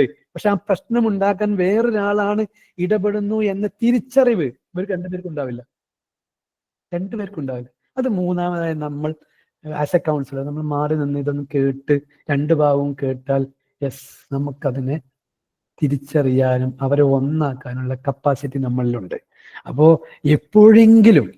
എപ്പോഴെങ്കിലും ഞാനൊന്ന് നന്നാവണമെങ്കിൽ എന്നൊരു ആഗ്രഹം, നാട്ടിൽ നന്നാക്കണം എന്ന് നിൽക്കട്ടെ, എനിക്ക് ഒന്ന് നന്നാവണം എന്നൊരു ആഗ്രഹം ഉണ്ടെങ്കിലും നിങ്ങൾ ഏറ്റവും പ്രധാനമായി ചെയ്യേണ്ട ഒരു കോഴ്സ് തന്നെയാണ് സൈക്കോളജിക്കലിയുള്ള കൗൺസിലിംഗ് സെഷൻ. എവിടെയുണ്ടോ അതിലൊക്കെ പോയി നിങ്ങൾ അറ്റൻഡ് ചെയ്യണമെന്നാണ് എൻ്റെ അഭിപ്രായം.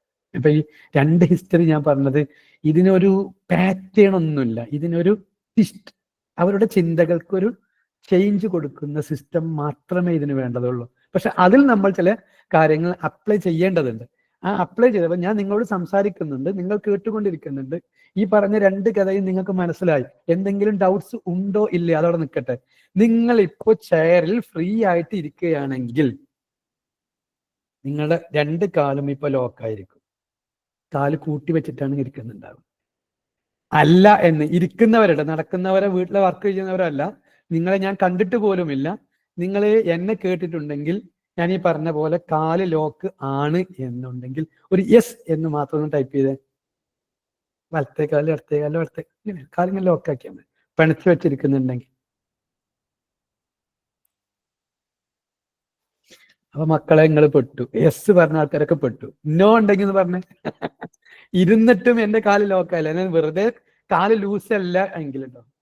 ഞാൻ പറഞ്ഞു വന്നത്, നിങ്ങൾ ആ യെസ് ടൈപ്പ് ചെയ്തു എന്നാണ് അർത്ഥം. നിങ്ങളുടെ ഉള്ളിലുള്ള ഒരു സംഭവം എന്താണെന്ന് വെച്ചാൽ യെസ്, എനിക്കത് ചെയ്യാൻ കഴിയുമെന്നാണ്. അപ്പോ അതിന് ഒന്നും കൂടെ പറയുന്നു, നിങ്ങൾക്കൊരു സർട്ടിഫിക്കറ്റിന്റെ ആവശ്യമില്ല. നല്ല ഒരു കൗൺസിലർ നിങ്ങൾക്ക് കിട്ടിയാൽ മതി. കൗൺസിലിംഗ് ചെയ്യുന്ന ആളുകൾ കൗൺസിലിംഗ് പഠിപ്പിക്കുന്നത് വളരെ കുറവായിരിക്കും. കാരണം നേരത്തെ നിങ്ങൾ ഇപ്പോൾ ടൈപ്പ് ചെയ്ത മെസ്സേജ് നിങ്ങൾ കണ്ടല്ലോ. ആ മെസ്സേജ് പോലെ തന്നെ ഈ മേഖലയിൽ ഒരുപാട് ലക്ഷങ്ങൾ വിലമതിക്കുന്ന കൗൺസിലിംഗ് മേഖലയാണ്. ഒരു ഉദാഹരണത്തിന്, ഞാൻ 100 രൂപ എനിക്ക് കൗൺസിലിംഗ് ഫീസ് തന്ന ആളുകളുണ്ട്, എനിക്ക് 3 ലക്ഷം രൂപ ഫീസ് തന്ന ആളുണ്ട്. തന്നിട്ടും മതിയാവാതെ കയ്യിലുള്ള വാച്ച് ഊരി തന്ന ആളും എനിക്കുണ്ട്. നിസ്സാരം നടത്താൻ നമുക്ക് തന്നെ പഠിക്കാനുള്ള ചില കേസുകളൊക്കെ ഉണ്ട്. അത് ആ ടോപ്പിക്ക് വരുന്ന സമയത്ത് ഞാൻ പറഞ്ഞു തരാം. അപ്പൊ 3 ലക്ഷം ഒക്കെ ഫീസ് തരുമോ എന്ന ചോദ്യമുണ്ട്. അതൊക്കെ വെറുതെ പറയാണ്. പ്രത്യേകിച്ച് മഞ്ചേരി കോടതിയിൽ ഒരു കേസ് വന്നാൽ അത് വക്കീലന്മാർ കേസ് ഏറ്റെടുത്ത് കഴിഞ്ഞാൽ അവർക്കൊരു വിഭാഗമുണ്ട്. അവരിൽ പലവരും പല കൗൺസിലിംഗ് സെന്ററിലേക്ക് ആളുകളെ അയക്കും. ആ കൗൺസിലിംഗ് സെന്ററിൽ റിസൾട്ട് വേണമെന്ന് ഉദ്ദേശിക്കുന്ന ചില ആളുകൾ, പ്രത്യേകിച്ച് ജഡ്ജിമാരൊക്കെ എൻ്റെ അടുത്തേക്കും അയക്കാറുണ്ട്. എല്ലാവരെയും എൻ്റെ അടുത്തേക്ക് അയക്കുമെന്നല്ല ഞാൻ പറഞ്ഞത്. എന്നെ അവൈലബിൾ ആണെന്ന് തോന്നുന്ന നിമിഷം, എനിക്ക് കൗൺസിലിങ്ങിന് ഇരിക്കാൻ വളരെ മടിയാണ്. അതുകൊണ്ട് തന്നെ ഞാൻ കൗൺസിലിംഗ് ചെയ്തുകൊണ്ടിരിക്കുന്ന ആളുകൾക്ക് ഒരു ഹെൽപ്പ് ചെയ്ത് കൊണ്ടേ ഇരിക്കുകയാണ്. അതുകൊണ്ട് തന്നെ ഞങ്ങളെ കൂടെ പഠിക്കാനുള്ള വിഭാഗം ആൾക്കാരെന്നൊക്കെ പറഞ്ഞാൽ ഡോക്ടർമാരും സ്കൂളുകളെയും അതുപോലെ തന്നെ ഹോസ്പിറ്റലിലെ കൗൺസിലിംഗ് മേഖല ചെയ്തുകൊണ്ടിരിക്കുന്ന ആളുകൾക്ക് ഇതിന് അപ്ഡേഷൻസ് വേണ്ടി വരും. നിങ്ങൾ ഇന്ന് പഠിക്കുന്നത് കുറഞ്ഞ ഫീസാണെങ്കിലും കുറഞ്ഞ ടോപ്പിക് ആയിരിക്കും. കുറഞ്ഞ ഫീസ്, കുറഞ്ഞ ടോപ്പിക് കിട്ടിക്കഴിഞ്ഞാൽ വീണ്ടും ഇതിന് അപ്ഡേഷൻ നിർബന്ധമായിട്ട് വേണ്ടി വരും. അപ്പൊ അങ്ങനെയുള്ള സമയത്തൊക്കെ നമുക്ക് വീണ്ടും പഠിച്ചുകൊണ്ടേ ഇരിക്കാം. കാരണം ഇതിൽ പുതിയ കേസ് വരുമ്പോൾ ഇന്ന് നമ്മൾ പഠിച്ച കേസ് വീണ്ടും വന്നോണമെന്നില്ല. വന്നാലും വന്നില്ലെങ്കിലും അതിനൊരു പാറ്റേൺ ഉണ്ട് കേസുകൾക്കൊക്കെ. ആ പാറ്റേൺ മനസ്സിലാക്കിയെടുത്ത് നമുക്ക് അങ്ങനെ മുന്നോട്ട് പോകാം. അപ്പൊ പറഞ്ഞു വന്നത്, 3 ലക്ഷം രൂപ ഫീസ് ഉള്ള ഒരു കേസിന് എന്റെ അടുത്തേക്ക് റെഫർ ചെയ്തു. എന്താ കേസ് എന്ന് പറഞ്ഞു തരാം.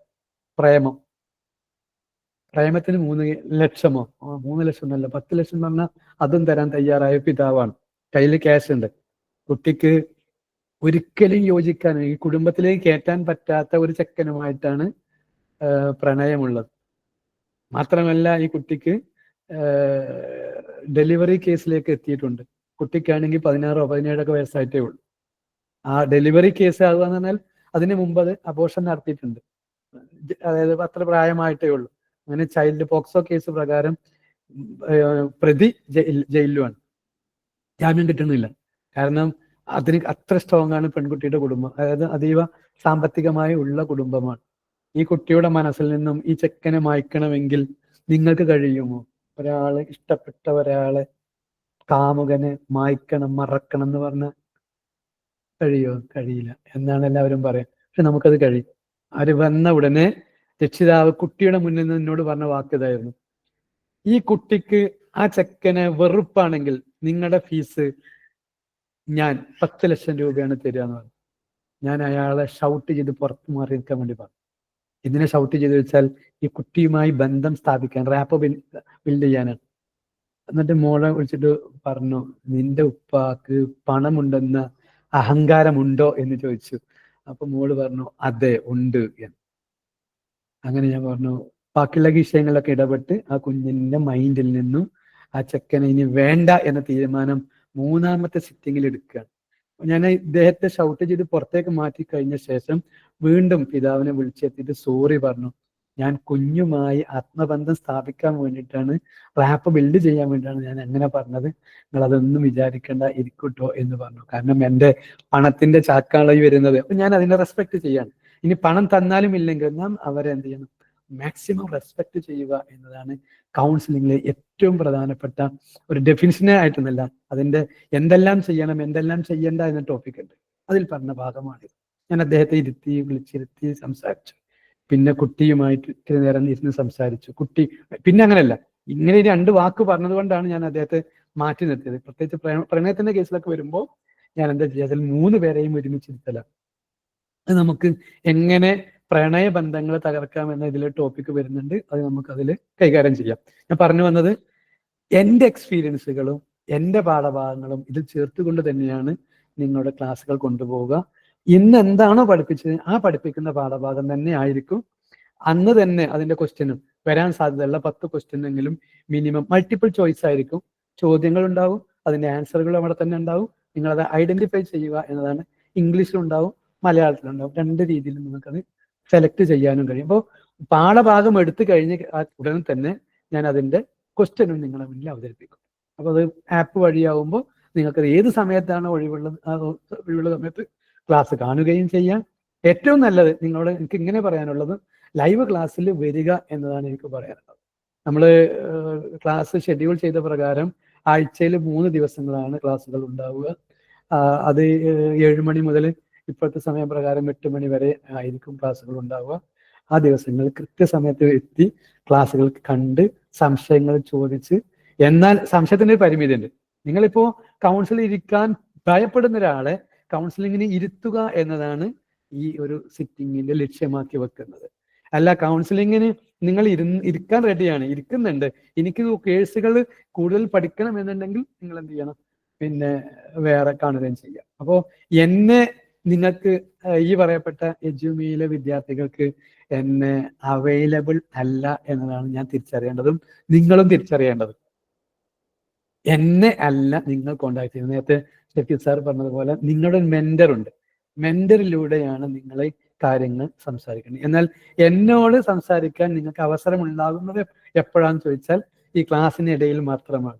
അല്ലാതെ ക്ലാസ് കഴിഞ്ഞ് പോയിട്ട് ടെക്സ്റ്റ് മെസ്സേജ് ഇങ്ങനെ ഒരു കേസുണ്ട് അതെങ്ങനെ കൈകാര്യം ചെയ്യണം എന്ന് എന്നെ വിളിക്കാനോ വാട്സപ്പ് ചെയ്യാനോ നിൽക്കേണ്ടതില്ല. ഞാൻ മറുപടി തരാറില്ല എന്നതാണ് പ്രശ്നം. കാരണം എൻ്റെ കയ്യിൽ 3 ഫോണും 3 വാട്സപ്പ് ഒക്കെ ഉണ്ട്. ഞാനത് ഉപയോഗിക്കുന്നതിന് വേറെ ആളുകളെ ചുമതലപ്പെടുത്തിയിട്ടാണ്. അപ്പോൾ അതിനേക്കാൾ നല്ലത് നിങ്ങൾ ഒരു സ്റ്റുഡൻ്റ് ആയി ഒരു സ്ഥാപനത്തിൽ നിൽക്കുമ്പോൾ ആ സ്ഥാപനം നിങ്ങളെ പരിഗണിക്കലാണ് ഏറ്റവും നല്ലത്. അതുകൊണ്ട് തന്നെ മെന്റർ കൂടെ ഉണ്ടാവും. സംശയങ്ങൾ അവരോട് ചോദിച്ചു അവർ തന്നെ കൃത്യമായ ഉത്തരം തരും. ഇൻ കേസ് അവർക്ക് ഉത്തരം തരാൻ കഴിയില്ലെങ്കിൽ അവർ ആ ക്വസ്റ്റ്യൻ എനിക്ക് തരും. അടുത്ത ദിവസം ക്ലാസ്സിൽ നമ്മളത് അവതരിപ്പിക്കും. അപ്പൊ പറഞ്ഞു വന്നത്, നിങ്ങൾ തെരഞ്ഞെടുത്ത പ്ലാറ്റ്ഫോം നല്ലതാണ്, കൂടെ നിന്നോളൂ, പഠിച്ചോളൂ. അപ്പോൾ ഇൻ കേസ് എനിക്ക് സർട്ടിഫിക്കറ്റ് കൗൺസിലിംഗ് ചെയ്യാൻ ആഗ്രഹം ഇല്ല എന്ന് പറയുന്ന ആളുകളുണ്ട്. ആ ആഗ്രഹം ഇല്ല എന്ന് പറഞ്ഞ ആളുകളോടും കൂടെ 2-3 വാക്ക് ഞാൻ സംസാരിക്കാൻ ആഗ്രഹിക്കുന്നുണ്ട്. എന്താണെന്ന് ചോദിച്ചാൽ, ഒരാളുടെയെങ്കിലും ഒരു പ്രശ്നത്തിനെ സോൾവ് ചെയ്യാൻ നമ്മളെ കൊണ്ട് കഴിയുക എന്ന് പറഞ്ഞാൽ അതാണ് ജീവിതത്തിന്റെ ഏറ്റവും പ്രസക്തമായ കാര്യം. 2-3 ഡൗട്ട്സുകൾ അവിടെ വന്നിട്ടുണ്ട്. അപ്പൊ ഞാൻ അതിലൊന്ന് ഇടപെടട്ടെ അല്ലെ. ആദ്യം ചോദിച്ച ചോദ്യങ്ങളുണ്ട്, അതിലൊന്ന് ഇടപെടട്ടെ. ഒന്ന്, എന്റെ കുറവുകൾ നികത്താനാണ് ഞാൻ എജ്യുമിയിൽ തന്നെ ചേർന്നത്. ഇന്ന് ഞാൻ ആളെക്കുറിച്ച് പഠിച്ച് സംസാരിക്കും. എജ്യുമി എന്നെ സഹായിച്ചു. Very good. അഫ്സത്ത് നല്ല ഒരു ആൻസർ ആണ് തന്നിട്ടുള്ളത്. അപ്പൊ നമ്മുടെ കുറവുകൾ എന്തൊക്കെയാണെന്ന് കണ്ടെത്തി പരിഹരിക്കാൻ ഏറ്റവും നല്ലത് നമ്മൾ സൈക്കോളജി പഠിക്കാൻ തന്നെയാണ്. അപ്പോഴേ എൻ്റെ മനസ്സിന്റെ ചിന്ത, ഞാൻ വർക്ക് ചെയ്യണത് മുഴുവനും ശരി, എൻ്റെ ഭാഗത്ത് ശരി എന്ന ചിന്തയോടാണ്. നമ്മളത് പഴയ കാലത്തുള്ള ആളുകൾ പറയും, ഞാൻ പിടിച്ച മുയലിന് 2 കൊമ്പ്. ആ ഒരു കൺസെപ്റ്റിലാണ് നമ്മൾ നടക്കുക. കാരണം ഞാൻ വർക്ക് ചെയ്യുന്നത് അതാണ് ശരി എന്നാണ് എൻ്റെ അബോധ മനസ്സ് എന്നെ ബോധ്യപ്പെടുത്തുക. അപ്പൊ ഞാൻ എന്ത് ചെയ്യും? അത് ശരി എന്ന വർക്ക് ചെയ്തുകൊണ്ടേയിരിക്കും. ഇത് ശരിയല്ല എന്ന ചിന്ത ഞാൻ ആരുമായാണോ സംസാരിക്കുന്നത് അവർക്കുണ്ടാവും, ആരുമായാണോ ഇടപെടുന്നത് അവർക്കറിയാം. എന്താണ് അയാളെ കാട്ടിക്കൂട്ടൽ, എന്താണ് ആ വർത്തമാനം, ഇങ്ങനെ നമ്മളെക്കുറിച്ച് വേറൊരാൾ പറയുന്നുണ്ടെങ്കിൽ ബി അവെയർ. നമുക്കത് അറിയുന്നുണ്ടാവില്ല.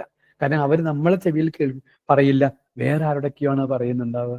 അപ്പൊ എൻ്റെ കുറവുകൾ എന്താണെന്ന് കണ്ടെത്താൻ, പ്രത്യേകിച്ച് എൻ്റെ ഭാര്യ പോലും എന്നോട് പറയില്ല ഇതാണ് നിങ്ങളെ കുറവ്, എൻ്റെ മക്കൾ എന്നോട് പറയില്ല. കാരണം അത് അവർ സഹിക്കും എന്നതാണ്. അപ്പൊ എന്നെ സഹിക്കുന്നതിന്റെ പരിധിക്കപ്പുറത്തേക്ക് എത്തിയാൽ ആ ദിവസം അവർ പൊട്ടിത്തെറിക്കും. അത് ഭാര്യയാവട്ടെ, ഭർത്താവട്ടെ, മക്കളാവട്ടെ. ഇന്ന് നമ്മളെ മക്കളെ വളർത്തുമ്പോൾ മക്കളോട് സ്നേഹത്തോടെ നമ്മൾ പെരുമാറുന്നുണ്ടാവും, അതാണ് വാക്ക്, പെരുമാറുക. അങ്ങനെ പെരുമാറിയ സമയത്ത് വഴക്ക് പറഞ്ഞ് ചീത്ത പറയുന്ന ഓരോ വാക്കുകളും അത് അവരുടെ ഹൃദയത്തിലുണ്ടാവും. ഇന്നല്ലെങ്കിൽ നാളെ ആ വാക്കുകൾ അവർ തിരിച്ചു പറയേണ്ടി വരും. കാരണം നമ്മൾ അതങ്ങനെ കാണുന്നുണ്ട്. അല്ലെങ്കിൽ പറയാൻ മടിക്കുന്ന കുറെ രക്ഷിതാക്കളുണ്ട്, അല്ലെങ്കിൽ മക്കളുണ്ട്. രക്ഷിതാക്കളോട് ഒന്നും മിണ്ടില്ല, രക്ഷിതാവിന്റെ വാല്യൂ തിരിച്ചറിയാത്ത കുറെ മക്കളുണ്ട്. ആ മക്കളെ നമുക്ക് കാണാൻ കഴിയില്ലെങ്കിലും ആ രക്ഷിതാക്കളെ നമുക്ക് കാണാൻ കഴിയുന്ന ഒരു സ്ഥലമുണ്ട്. അവരുടെ പേരാണ് വൃദ്ധസദനം എന്ന് പറയും. വൃദ്ധസദനത്തിൽ പോയാൽ അത്തരം രക്ഷിതാക്കളെ നമുക്ക് കാണാം. മക്കളെ ഇഷ്ടമായിരുന്നു അവർക്ക്, പക്ഷെ മക്കൾക്ക് ആരെ ഇഷ്ടമായിരുന്നില്ല? ഈ മാതാവിനെയും പിതാവിനെയും ഇഷ്ടമായിരുന്നില്ല. എന്തുകൊണ്ട് ഇഷ്ടമായില്ല എന്നുള്ള ചോദ്യത്തിന് ഈ പറഞ്ഞതുപോലെ കുട്ടി നന്നാവണമെന്ന ഉദ്ദേശത്തോടെ ഞാൻ അവനെ വഴക്ക് പറഞ്ഞിട്ടുണ്ട്. നന്നാവണമെന്ന ഉദ്ദേശത്തോടെ എന്തിനാ വഴക്ക് പറയുന്നത്? അതിനാണ് കൗൺസിലർമാർ. കൗൺസിലിംഗ് പഠിച്ചുകൊണ്ടിരിക്കുന്ന ആൾക്ക് ഇങ്ങനെ വഴക്ക് പറയേണ്ട ഒരു ആവശ്യമില്ല. ഞാൻ കഴിഞ്ഞ ദിവസം നിങ്ങൾക്ക് പാരന്റിങ് ക്ലാസ് എടുത്തപ്പോൾ നിങ്ങളോട് തന്നെ പറഞ്ഞിട്ടുണ്ടായിരുന്നു, രക്ഷിതാവായ നിങ്ങൾ കുട്ടിയുടെ രക്ഷിതാവായാൽ മതി, അമ്മയായ നിങ്ങൾ കുട്ടിയുടെ അമ്മയായാൽ മതി, കുട്ടീൻ്റെ അധ്യാപകനാവേണ്ട. അധ്യാപകനാണ് നിങ്ങൾക്ക് TTCയോ BEdോ സർട്ടിഫിക്കറ്റോ ഒക്കെ തന്നിട്ടുണ്ട്, യെസ്, എങ്കിൽ നാട്ടുകാരെ കുട്ടികളെ പഠിപ്പിച്ചാൽ മതി, സ്വന്തം മക്കളെ പഠിപ്പിക്കേണ്ട. അത് എന്തിനാണ് അങ്ങനെ പറയുന്നത് ചോദിച്ചാൽ, സ്വന്തം എന്ന ചിന്ത ഉണ്ടെങ്കിൽ നമുക്ക് അവിടെ അധികാരം പ്രയോഗിക്കാൻ തോന്നിപ്പോകും. അപ്പോൾ കൗൺസിലർ, ഇപ്പൊ എൻ്റെ കുട്ടിക്കൊരു പ്രശ്നമുണ്ടെങ്കിൽ ഞാൻ എൻ്റെ ഫ്രണ്ടിന്റെ അടുത്തേക്കാണ് അല്ലെങ്കിൽ എൻ്റെ അധ്യാപകരുടെ അടുത്തേക്കാണ് ഞാൻ റെഫർ ചെയ്യുക. ഇനി ഞാനൊരു ഡോക്ടർ ആണെങ്കിൽ പോലും ആ ഡോക്ടർക്ക് ചികിത്സിക്കാൻ അറിയാം. നിസ്സാര കേസൊക്കെയാണ് ഞാൻ ചെറിയ 2-3 മരുന്നുകൾ പറയും. എന്നാൽ സീരിയസ് ആയ ഒരു ഓപ്പറേഷനോ മറ്റോ ഒക്കെ ആണെങ്കിലും ഞാൻ ആ വിഷയത്തിൽ ഫിസിഷ്യനാണ് അല്ലെങ്കിൽ MD എടുത്ത ആളാണെങ്കിൽ പോലും ഞാനല്ല ഓപ്പറേഷൻ ചെയ്യുക, ഞാൻ എൻ്റെ സാറിന്റെ അടുത്തേക്ക് റെഫർ ചെയ്യുകയാണ്. നമ്മൾ കാണുന്ന ഡോക്ടേഴ്സ് ഒക്കെ ചെയ്യാറുണ്ട്. പറഞ്ഞു വന്നത്, നമ്മളുടെ സ്വന്തം എന്ന് തോന്നുന്നിടത്ത് നമുക്ക് ചില അധികാരങ്ങളും ചില സങ്കടങ്ങളും ഒക്കെ ഉണ്ടാവും. അതൊന്നും നമുക്ക് തിരിച്ചറിയാൻ കഴിയില്ല. അതുകൊണ്ട് തന്നെ സ്വസ്ഥമായ കുടുംബജീവിതം നയിക്കാൻ വേണ്ടി ആഗ്രഹിക്കുന്നവരാണെങ്കിൽ പോലും, കൗൺസിലിംഗ് ചെയ്യാൻ എനിക്ക് ആഗ്രഹമൊന്നുമില്ല, പക്ഷെ സ്വസ്ഥതയോടുകൂടെ കുടുംബജീവിതം നയിക്കണമെങ്കിൽ ആഗ്രഹിക്കുന്ന ആളുകളും ഹഫ്സത്തിന്റെ ഈ വാക്കുകൾ തിരിച്ചറിയാം. എൻ്റെ കുറവുകൾ തിരിച്ചറിയണമെങ്കിൽ യെസ്, ഞാൻ എന്ത് ചെയ്യണം? ഏറ്റവും ചുരുങ്ങിയത് ഈ സൈക്കോളജിയെ കുറിച്ചൊന്നും ചുറ്റുപാടുകളൊന്നും മനസ്സിലാക്കിയെടുത്താൽ നന്നായിരിക്കും എന്നാണ് എൻ്റെ അഭിപ്രായം. അല്ലെങ്കിൽ നിങ്ങളൊരു കാര്യം ഇങ്ങനെ ചെയ്താലും മതി, സൈക്കോളജിനെ പഠിക്കണമെന്നില്ല, നിർബന്ധമായിട്ട് നിങ്ങൾ എന്ത് ചെയ്യണം? ഇത് നിർബന്ധമാണ്, നിങ്ങളുടെ കുടുംബം ഒരുമിച്ചിരിക്കുക, എന്നിട്ട് അവരെ കൊണ്ട് എഴുതിപ്പിക്കുക. പറഞ്ഞാലല്ലേ ബുദ്ധിമുട്ടുള്ളൂ. ഉമ്മ എങ്ങനെയാവണം അല്ലെങ്കിൽ ഉപ്പ എങ്ങനെയാവണം, മോനെ നീ ഒന്ന് എഴുതിയേ. ആ കുട്ടി എഴുതാനുള്ള പ്രായമെങ്കിലും എത്തണം, അല്ലെങ്കിൽ പറഞ്ഞ്, അല്ലെങ്കിൽ ഒന്ന് റെക്കോർഡ് ചെയ്ത്, എൻ്റെ ഉമ്മയെ, നിന്റെ സ്വപ്നത്തിലുള്ള ഉമ്മയെ കുറിച്ച് നീ ഒരു 10 മിനിറ്റ് ഒന്നൊരു വോയിസ് വിട്ടേ എന്നൊക്കെ പറഞ്ഞാൽ ആ സ്വപ്ന ലോകത്തുള്ള ഉമ്മ എങ്ങനെയാവണം എന്ന് പറയുമ്പോൾ അവിടെ പറയും എൻ്റെ ഉമ്മയെ പോലെ അങ്ങനത്തെ ഉമ്മ വേണം, അല്ലെങ്കിൽ നീ ഒരു ഉമ്മയാകുമ്പോൾ, നീ ഒരു ഉപ്പയാകുമ്പോൾ നീ എങ്ങനെയൊക്കെ പെരുമാറും എന്നൊക്കെ ചോദിച്ചാൽ ആ കുട്ടികൾ കൃത്യമായി പറഞ്ഞു തരും. അതിലുണ്ടാകും ഞാൻ എങ്ങനെ മാറണം എന്ന ചിന്ത. അപ്പൊ സൈക്കോളജി തന്നെ പഠിക്കണമെന്നില്ല, നല്ലൊരു കുടുംബിനിയാവാൻ, വീട്ടമ്മയാവാൻ, നല്ലൊരു അച്ഛനാവാൻ, അല്ലെങ്കിൽ കുട്ടികൾക്ക് വേണ്ട ഒരു ഏറ്റവും ഇഷ്ടപ്പെട്ട രക്ഷിതാവായി മാറാൻ അവരുടെ ആ കാഴ്ചപ്പാടിനെ നമ്മൾ വാല്യൂ ചെയ്യുക എന്നാണ് ഈ പറയുന്ന ഉദ്ദേശം. ഒരു കൗൺസിലർ കൗൺസിലറായിട്ട് നമ്മൾ മുന്നിലിരിക്കുമ്പോൾ നമ്മുടെ ക്ലയന്റിന്റെ മുന്നിൽ നമ്മൾ അവരെ റെസ്പെക്ട് ചെയ്യുന്ന ആളായിരിക്കണം. അവരുമായി ഇത്തിരി നേരം സംസാരിക്കാൻ ആഗ്രഹിക്കുന്ന ഒരാൾ. ക്ലയന്റിനോട് സംസാരിക്കുന്നതിനേക്കാൾ പ്രധാനമാണ് ഞാൻ സംസാരിക്കേണ്ടത് എൻ്റെ കുട്ടിയോടാണ്.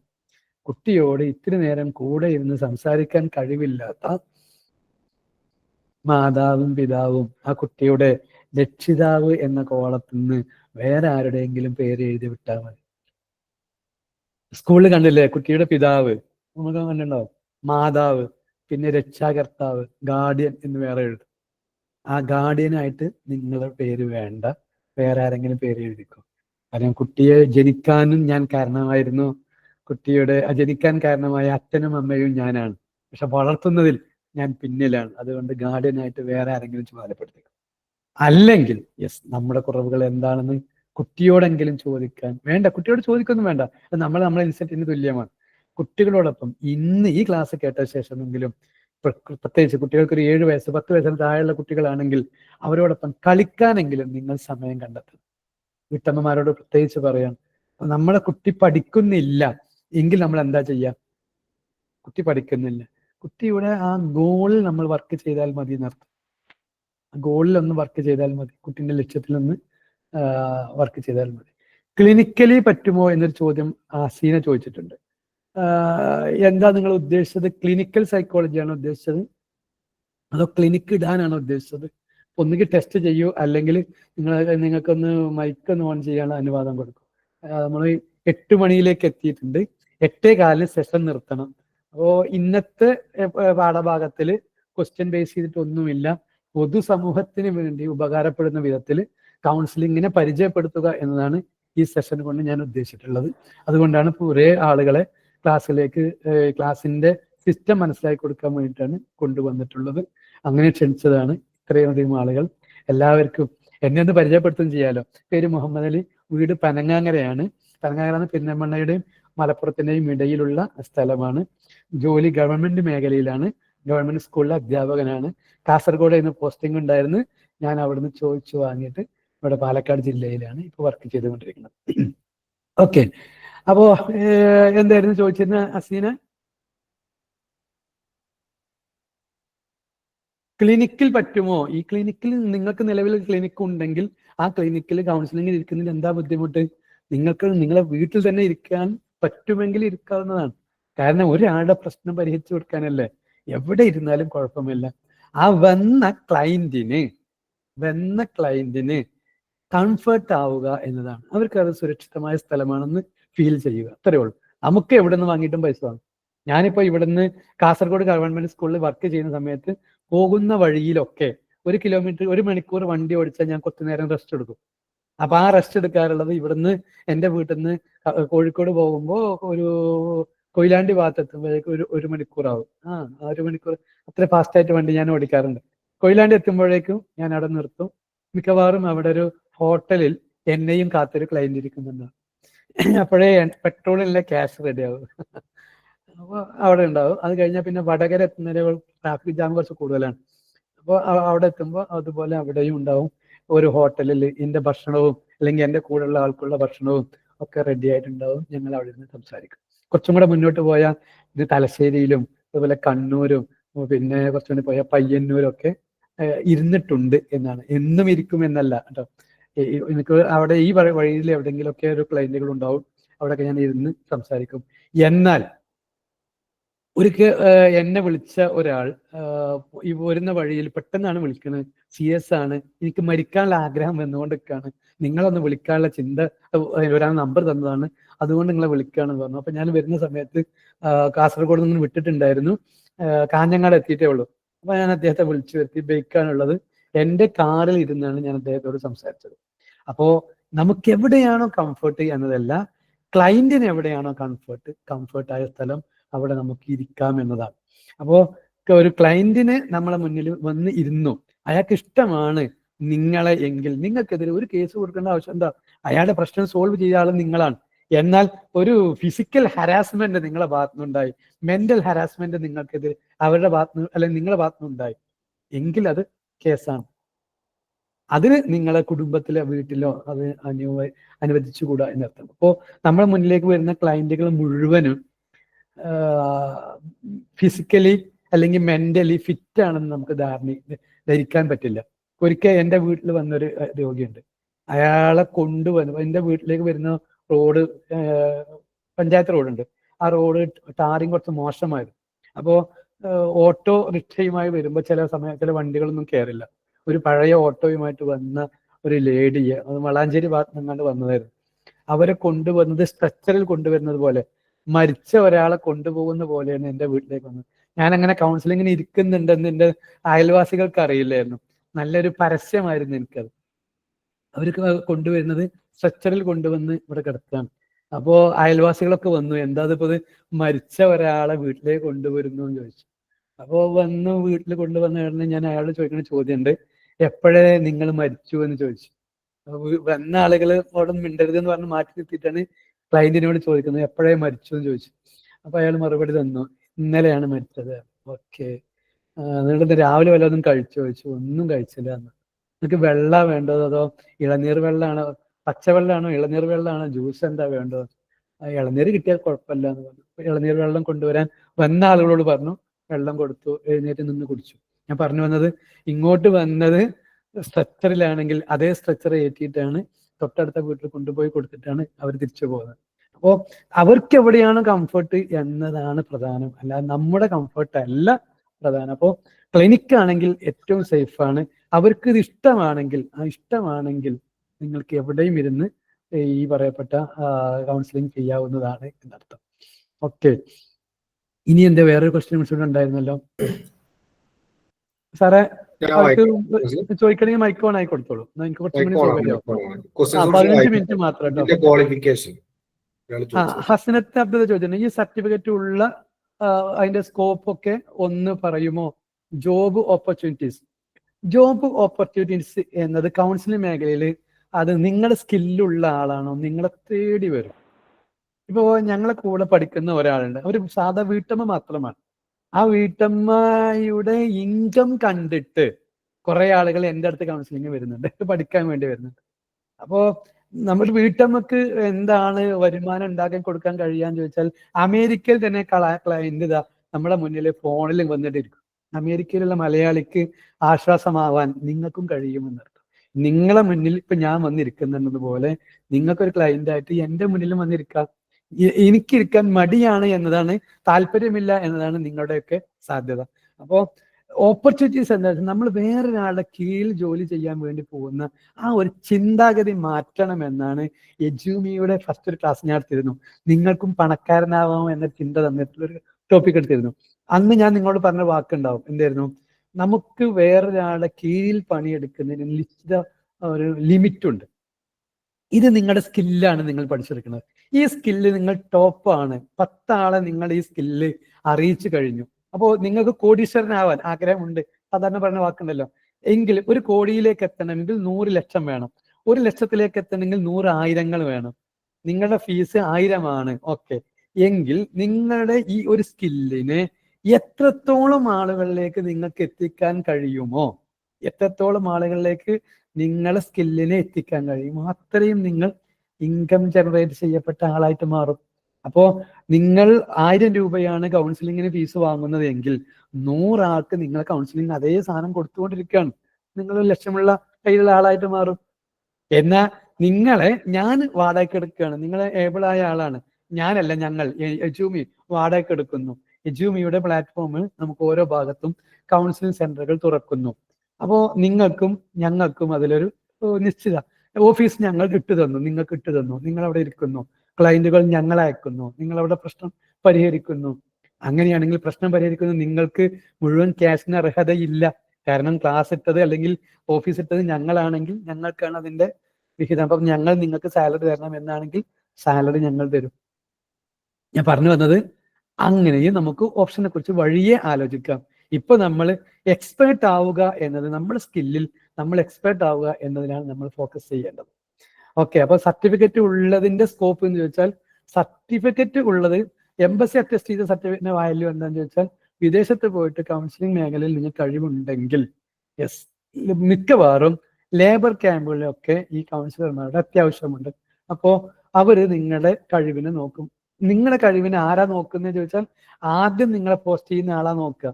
എന്നാൽ പിന്നെ നിങ്ങളെ ആ പണിക്ക് പറ്റുമോ ഇല്ലേ എന്ന് വെരിഫൈ ചെയ്യുന്നത് ആരാ? ഈ ക്ലയന്റ് ആണ്, നിങ്ങളെ മുന്നിൽ വന്ന ആളാണ്. നമുക്കൊരാളുടെ പ്രശ്നത്തിന് സോൾവ് ചെയ്യാൻ കഴിയുമോ എന്ന ചോദ്യത്തിനാണ് നമ്മൾ ആദ്യം ഉത്തരം കണ്ടെത്തേണ്ടത്. അതിനനുസരിച്ചാണ് പ്രൊഫഷണലി നമ്മൾ ഫിറ്റ് ആവുന്നത്. ഓക്കെ,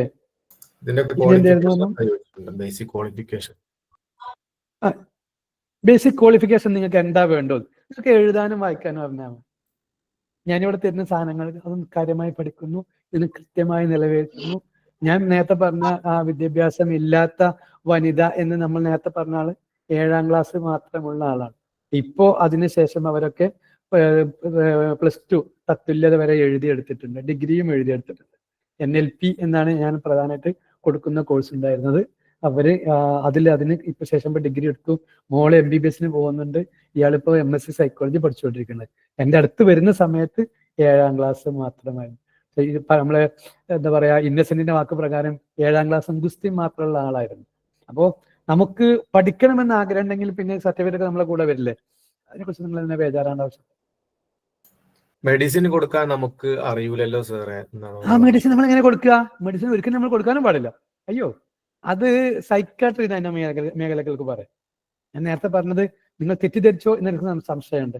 ഡോക്ടേഴ്സ് കുറിച്ച് പറഞ്ഞത്, ഡോക്ടറുടെ ചികിത്സാ രീതിയിൽ പിഴവ് വരികയാണെങ്കിൽ, എനിക്ക് സർട്ടിഫിക്കറ്റ് ഉണ്ടെങ്കിലും ഈ പറയപ്പെട്ട എല്ലാ ക്വാളിഫിക്കേഷനും ഉണ്ടെങ്കിലും എനിക്കെതിരെ എന്റെ ക്ലയന്റ് കേസ് കൊടുത്താൽ ഞാൻ ജയിലിലാണ്.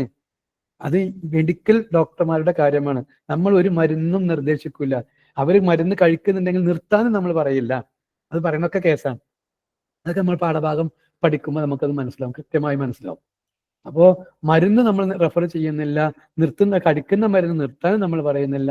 അതിന്റെ പ്രശ്നങ്ങളും പ്രതിസന്ധികളൊക്കെ പറഞ്ഞ് ബോധ്യപ്പെടുത്തിയിട്ട് ചില കേസുകളിൽ നിന്നൊക്കെ, പ്രത്യേകിച്ച് ഡിപ്രഷൻ പോലുള്ള കേസുകളിൽ നിന്നൊക്കെ നമ്മൾ ക്ലയന്റുകളെ 2-3 സിറ്റിങ്ങിനോട് കൂടെ നമുക്ക് കൊണ്ടുവരാൻ കഴിയലുണ്ട് എന്നർത്ഥം. സ്കൂൾ ഒക്കെ പോയി ക്ലാസ് എടുക്കുക? അയ്യോ, എന്താ കഴിയാതെ? നിങ്ങളുടെ ഉള്ളിലൊരു തീപ്പൊരിയുണ്ട്, നിങ്ങളുടെ രക്ഷിതാവാണ്. രക്ഷിതാവായ നിങ്ങൾക്ക് ആ വേദിയിൽ കാരണം സംസാരിച്ചൂടെ? ഇപ്പൊ ഞങ്ങളെ ക്ലാസ്സിൽ വന്ന NLP ക്ലാസ്സിൽ വന്ന ഒരു വീട്ടമ്മ ഒരു അഭിപ്രായം പറയാൻ വേണ്ടിയിട്ട് എണീക്കാൻ വേണ്ടി ക്ഷണിച്ചു. അപ്പോ ഒരഭിപ്രായം പറഞ്ഞു. ആ അഭിപ്രായത്തിന്റെ അവതരണ രീതി കണ്ടപ്പോ നിങ്ങൾ പോവല്ലി എന്ന് പറഞ്ഞു. ബാക്കി കാര്യം കൂടെ പറഞ്ഞ് ചുരുക്കത്തിൽ അഭിപ്രായം പറയാൻ വന്ന രക്ഷിതാവാണ് പാരന്റിങ് ക്ലാസ് എടുത്തത്. അപ്പോൾ നമുക്ക് എവിടെയും പോയിട്ട് ക്ലാസ് എടുക്കാം. നമ്മുടെ ഉള്ളിൽ ഈ പറയപ്പെട്ട ഒരു സ്പാർക്ക് അത് ഉണ്ടായാൽ നമുക്ക് ആ സ്പാർക്ക് ഒരുപാട് ആളുകളിലേക്ക് എത്തിച്ചു കൊടുക്കാൻ കഴിയും. നിങ്ങൾക്ക് അതൊക്കെ ഉണ്ട്. നിങ്ങൾ എത്ര ആളോട് ചോദിക്കുന്നുണ്ട്, എത്ര ആളോട് സംസാരിക്കുന്നുണ്ട്. ഈ സംസാരിക്കുന്ന ഒരാളോട് പറയാൻ നിങ്ങൾക്ക് കഴിയുമെങ്കിൽ 1000 ആൾക്കാരോട് നിങ്ങൾക്ക് പറയാൻ കഴിയും. ആ കഴിവ് നിങ്ങളിലുണ്ട്. അതൊക്കെ നമുക്ക് വളർത്തിക്കൊണ്ടുവരാം വഴിയെ. ഓക്കെ, അപ്പോൾ ക്ലാസ്സിൽ പോയിട്ട്, സ്കൂളിൽ പോയിട്ട് ക്ലാസ് എടുക്കൽ മാത്രമല്ല, സ്കൂളിലെ കുട്ടികളുടെ പ്രശ്നങ്ങൾ പരിഹരിക്കാനും അധ്യാപകരായ നിങ്ങൾക്ക് കഴിയും. അപ്പൊ നമ്മുടെ സ്വന്തം സ്കൂളിലെ കുട്ടിയുടെ ഒരു പ്രശ്നം പരിഹരിച്ചിട്ട് ഫീസ് ചോദിക്കാൻ അത് നമുക്ക് അർഹത ഉണ്ടാവില്ല. ഫീസ് ചോദിക്കരുത്, കുട്ടിയുടെ പ്രശ്നം പരിഹരിച്ചു കൊടുത്താൽ മതി. ഓക്കെ, ഇനി എന്താ സംശയമുള്ളത്? എപ്പോഴാണ് ക്ലാസ് ആയിട്ടത്? ഇപ്പൊ തന്നെ, ഈ നിമിഷം. ഇതിപ്പോ 1ാമത്തെ ക്ലാസ് ആണ്. ചോദിച്ചോളൂ. സർ, എനിക്ക് ഒരു കൊല്ലം മുമ്പ് തിരൂര് BRC എന്ന് പറഞ്ഞൊരു ഹോസ്പിറ്റൽ ഉണ്ട്. ആ ഹോസ്പിറ്റലിലേക്ക് എനിക്ക് പോവേണ്ടി വന്നേ, ഒരു സാഹചര്യം കൊണ്ട് എനിക്ക് പോകേണ്ടി വന്നതാണ്. ചെറിയൊരു പേഴ്സണൽ പ്രശ്നമാണ്, അത് പറയാൻ ഞാൻ ആഗ്രഹിക്കുന്നില്ല. പക്ഷെ വേണ്ട വേണ്ട അവിടെ വേണ്ട പോയി റിവീൽ ചെയ്യണ്ട. നോക്കിയപ്പോ ഒരു ഒരു പെൺകുട്ടി അവിടെ വയലന്റ് ആയി നടക്കുകയാണ്. വയലന്റ് ആയി നടക്കുക ഡോക്ടർമാർക്കും അവിടെ ആർക്കും നിയന്ത്രിക്കാൻ കഴിയില്ല. അപ്പൊ ആ പെണ്ണ് എന്റെ എടുത്ത് വന്നാണ്ട് എടുത്ത് വന്ന് ഇരുന്നപ്പോ നല്ല കിതയ്ക്കുണ്ട്. അപ്പം ഞാൻ ചോദിച്ചാണ് നല്ല സ്ട്രോങ് ആണല്ലോ, നല്ല ഹാർഡാണല്ലോ എന്നൊക്കെ പറഞ്ഞാണ്ട് ഞാൻ അതിനെ പുകഴ്ത്തി സംസാരിച്ച് പറഞ്ഞ് ഇത്രയും നല്ല വിദ്യാഭ്യാസം കാര്യങ്ങളും ഉള്ള ഫോണൊക്കെ അങ്ങനെ ഇങ്ങനെയൊക്കെ യൂസ് ചെയ്യാൻ കഴിയണേ, താൻ എന്തിനാ വയലന്റ് ആവണമെന്ന് ചോദിച്ച് ഇങ്ങനെ സംസാരിച്ച് അങ്ങനെ ഇതാക്കി. ഡോക്ടർ എന്നെ വിളിക്കുന്ന ചാൻസ് എത്തിയപ്പോ ഞാൻ ഡോക്ടറോട് ഇന്നെ പിന്നെ വിളിച്ചാൽ മതി, ഞാൻ അതൊന്ന് സംസാരിക്കട്ടെ പറഞ്ഞു. അങ്ങനെ ഞങ്ങൾ 1.5 മണിക്കൂർ സംസാരിച്ച് നിന്ന് ആ പെണ്ണ് അത്ര വയലന്റ് ആയി നിന്ന ആള് സൈലന്റ് ആയി വന്ന് നല്ല വെരി ഗുഡ് കൂളായി വെരി പറയാൻ ഗുഡ്. പറഞ്ഞ് സംസാരിച്ചൊക്കെ കഴിഞ്ഞ്. അപ്പൊ ഈ പെണ്ണിന്റെ ഒപ്പമുള്ള ഒരു ഹസ്ബൻഡ് ഫാമിലി എല്ലാരും കൂടി ഒന്നും കൂടി ഡോക്ടർ അടുത്ത് കൊണ്ടുപോകാറുണ്ട്. അങ്ങനെ ഈ പെണ്ണിനെ ഒന്നും കൂടി ഡോക്ടർ അടുത്ത് കൊണ്ടുപോയപ്പോ ഡോക്ടറിന് ഈ പെണ്ണിന് ഒരു ഗുളിക പോലും കുടിക്കേണ്ട ആവശ്യമില്ലായിരുന്നു, ഒരു പ്രശ്നമില്ല. അവിടെ അഡ്മിറ്റ് ആക്കാൻ വെച്ച ആ പെണ്ണിന് ഞാനും ആ പെണ്ണും കൂടി 1.5 മണിക്കൂർ സംസാരിച്ചപ്പോ ആ പെണ്ണിന് ഒരു പ്രശ്നമില്ല, നോർമലായി. അപ്പൊ എന്നോട് ഡോക്ടറിന് എന്നോട് സൈക്കോളജി പഠിച്ചാണ്ട് സൈക്കോളജിന്റെ ഡോക്ടറായി മാറണം എന്ന് പറഞ്ഞു. അപ്പൊ ഞാൻ ഏത് വെരി ഗുഡ്. വിഭാഗം അത് പഠിച്ചു? Very good. Very good very good. അതില് ഒന്ന് നിങ്ങൾ ഈ കൂടെ കൂടി ഇവിടെയോ അല്ലെങ്കിൽ എവിടെയെങ്കിലും ഒന്ന് കൂടുക. അതിൽ നിങ്ങൾ പഠിക്കേണ്ടത് ഒന്ന്, ഞാൻ നേരത്തെ പറഞ്ഞ പോലെ സൈക്കോളജി ഡിഗ്രി എടുത്തോളി, PG എടുത്തോളി, PhD എടുത്തോളി കഴിയുമെങ്കിൽ. അല്ല ഇതുപോലെ നിങ്ങൾക്ക് ഇപ്പൊ എന്ത് ക്വാളിഫിക്കേഷൻ ഉണ്ടായിട്ടാണ് ഈ മെഡിസിനിലേക്ക് എത്തിയ, അതും ഈ എന്താ പറയാ നമ്മളെ വെട്ടം ഹോസ്പിറ്റലിലെ ആ ഒരു രോഗിയെ നിങ്ങൾ എങ്ങനെ മാറ്റിയത്? നിങ്ങൾക്ക് ജന്മനാലുള്ള കഴിവാണ്. നിങ്ങൾക്കല്ല, നമുക്ക് എല്ലാവർക്കും ഉണ്ട്. ഒരാളുടെ പ്രശ്നം പരിഹരിക്കാനുള്ള സ്കില്ല് നമുക്കുണ്ട്. പക്ഷെ നമ്മൾ എന്താ ചോദിക്കുന്നത് വെച്ചാൽ എനിക്ക് സർട്ടിഫിക്കറ്റ് വേണ്ടതെന്ന് ആഗ്രഹിക്കുകയാണ്. അതുകൊണ്ടാണ് നമ്മൾ സർട്ടിഫിക്കറ്റിന്റെ പിന്നിൽ പോകുന്നത്. ആയിക്കോട്ടെ, നിങ്ങൾ ഏതും പഠിച്ചാലും പഠിച്ചില്ലെങ്കിലും നിങ്ങൾ ആ സ്കില്ല് നിങ്ങളുടെ ഉള്ളിൽ ഉണ്ട് എന്നതാണ്. അപ്പൊ ഈ സ്കില്ല് ഇപ്പൊ ഞങ്ങളോട് പറയുമ്പോഴല്ലേ ഞങ്ങൾ ഇത് അറിയണുള്ളൂ. ഇത് നിങ്ങൾ ഒന്ന് പരസ്യപ്പെടുത്താൻ റെഡിയാവുക. നിങ്ങളിലൂടെ ഇപ്പൊ എജുമിയുടെ ക്ലാസ് ഉണ്ട്, നിങ്ങൾ എങ്ങനെ അറിഞ്ഞ്? നിങ്ങൾ വിവിധങ്ങളായ രീതിയിലൂടെ അറിഞ്ഞു. വാട്സപ്പിലൂടെയും അല്ലെങ്കിൽ ഇൻസ്റ്റാഗ്രാമിലൂടെയും ഫേസ്ബുക്കിലെയും സോഷ്യൽ മീഡിയയിലൂടെ അറിഞ്ഞു. അല്ലാതെ നിങ്ങളിലേക്ക് നോട്ടീസ് വരുന്ന പത്രത്തിൽ വന്നതൊന്നും അല്ല. ആ സിസ്റ്റത്തിനൊക്കെ ആളുകൾ മാറി. ഇതുപോലെ നിങ്ങളെ പരസ്യപ്പെടുത്താൻ നിങ്ങൾ തുടങ്ങിയാൽ നിങ്ങളിലേക്ക് ആളുകൾ എത്തും. ആ എത്തുന്ന, ഇപ്പൊ ഞാൻ നേരത്തെ ചോദിച്ചില്ലേ, ഈ ഫാമിലി നിങ്ങളോട് പിന്നെ സർട്ടിഫിക്കറ്റ് ചോദിച്ചോ? ഡോക്ടർ നിങ്ങളോട് സർട്ടിഫിക്കറ്റ് ചോദിച്ചോ? ഇല്ല, അവരുടെ പ്രശ്നം പരിഹരിച്ചാൽ മതി. അത്രയേ ഉള്ളൂ. ഏതൊരാൾക്കും സർട്ടിഫിക്കറ്റിന് ആവശ്യമൊന്നും ഉണ്ടാവില്ല. നിങ്ങൾ എന്ത് പഠിക്കുകയാണെങ്കിലും അത് നിങ്ങൾക്കും ഈ പറയപ്പെട്ട സമൂഹത്തിനും നാടിനും അത് ഉപകാരപ്പെടും. ഏത് സർട്ടിഫിക്കറ്റ് ആണെങ്കിലും കേട്ടോ. അപ്പോൾ പഠിക്കുകയാണെങ്കിൽ ഞാൻ ഈ പറഞ്ഞ പോലെ PhD പോവുകയാണെങ്കിൽ ഏറ്റവും സൂപ്പറാണ്. ഇല്ല എങ്കിൽ ഈ പറയുമ്പോൾ സൈക്കോളജി എന്ന് പറഞ്ഞത്, കൗൺസിലിംഗ് എന്നൊക്കെ പറഞ്ഞത് ഒരുപാട് മേഖലകളുണ്ട്. നമ്മൾ അതിൽ ചെറിയൊരു മേഖല മാത്രമേ ഈ കുറഞ്ഞ ദിവസം കൊണ്ട് ഡിസ്കസ് ചെയ്ത് പോവുകയുള്ളൂ. അതിലുള്ള നിങ്ങൾക്ക് ആ പാഠഭാഗവുമായിട്ട് ബന്ധപ്പെട്ട എക്സാം നടത്തി ക്വസ്റ്റ്യൻ തരും എന്നുള്ളതാണ്. അപ്പൊ ഒരു 5 മിനിറ്റ് കൂടെ ബാക്കിയുണ്ട്. അതുകൊണ്ട് എന്തെങ്കിലും ചോദിക്കുകയാണെങ്കിൽ ചോദിച്ചോളൂ. ഇതാ എജുബി നിങ്ങൾക്ക് ഡീറ്റെയിൽസ് തന്നിട്ടുണ്ട്. ഞായർ, ചൊവ്വ, വ്യാഴം 7:15 മുതൽ 8:15 വരെ ഇന്ത്യൻ സമയമാണ് ക്ലാസ്. നാളെ മുതൽ തന്നെ ഉണ്ടാവും. ഇന്നത്തെ ക്ലാസ്സൊക്കെ റെക്കോർഡിംഗ് ഉണ്ടാവും. ഓരോ ദിവസങ്ങളും ആപ്പിലൂടെ നിങ്ങൾക്ക് ലഭ്യമാവുകയും ചെയ്യും. ഓക്കെ, ഇനി എന്താണ് ചോദിക്കാനുള്ളത്? ചോദിച്ചോളൂ. കൈ പൊക്കിയ ആൾക്കാർക്ക് ആദ്യമാണെങ്കിൽ അവസരം കൊടുക്കാവുന്നതാണ്. ടെക്സ്റ്റ് ചെയ്യാവുന്നതാണ് കൈ പൊക്കിയില്ലെങ്കിലും. അപ്പോ ഇത് നിങ്ങളെ എജുമിയുടെ ക്ലാസ്സിലേക്ക് കൊണ്ടുവരാനാണ് ഇങ്ങനെ പൊതുസമൂഹത്തിന്റെ മുന്നിൽ ക്ലാസ് അവതരിപ്പിച്ചത്. പച്ചക്ക് അങ്ങനെ തന്നെ പറയാണ്. എന്നാൽ എജുമിയിലേക്ക് നിങ്ങൾ എത്തിയില്ലെങ്കിലും നേരത്തെ പറഞ്ഞതുപോലെ ആരുടെയെങ്കിലുമൊക്കെ പ്രശ്നങ്ങൾ പരിഹരിക്കാൻ നിങ്ങൾ ഒരുങ്ങിയാൽ തന്നെ ഈ ക്ലാസ് ഞങ്ങൾ സംഘാടകർ ഒക്കെ ധന്യരായിരിക്കും. ഏതെങ്കിലും ഒരു മനുഷ്യജീവിയുടെ, ഒരു മനുഷ്യന്റെ, അത് അയാളുടെ മതമോ ജാതിയോ രാഷ്ട്രീയമോ ഒന്നും, നിറമോ വർണ്ണമോ ഒന്നും നോക്കിയിട്ടല്ലാതെ ആ ഒരു മനുഷ്യന്റെ ഒരു പ്രശ്നത്തിന് നിങ്ങൾ പരിഹരിക്കാൻ നിങ്ങൾ റെഡിയായാൽ മതി. ക്ലാസ്സിലേക്കൊന്നും എത്തണമെന്നും നിർബന്ധമില്ല. ഈ പറഞ്ഞ ക്ലിയർ ആയിട്ടുണ്ടാവുമെന്ന് ഞാൻ വിചാരിക്കുന്നു. ഓക്കെ, അതാണ് വേണ്ടത്. സുമയ്യ, നിങ്ങളെ കൊണ്ട് കഴിയും. ഓക്കെ, നിങ്ങൾക്കൊന്നും പറയാനില്ല എന്ന ധാരണയിൽ ഞാൻ നേരത്തെ തന്നെ ക്ലാസ് നിർത്തിക്കോട്ടെ. ചോദിക്കാനുമില്ല.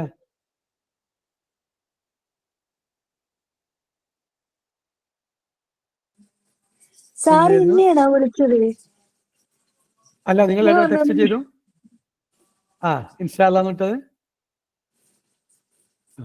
ആദ്യം വിട്ടത് പറഞ്ഞോളൂ, കുഴപ്പമില്ല പറഞ്ഞോളൂ. അല്ല, എനിക്ക് നിങ്ങളെ ക്ലാസ് കേൾക്കാൻ പറ്റിയില്ല, ഭയങ്കര സന്തോഷം തോന്നുന്നു. Thank you.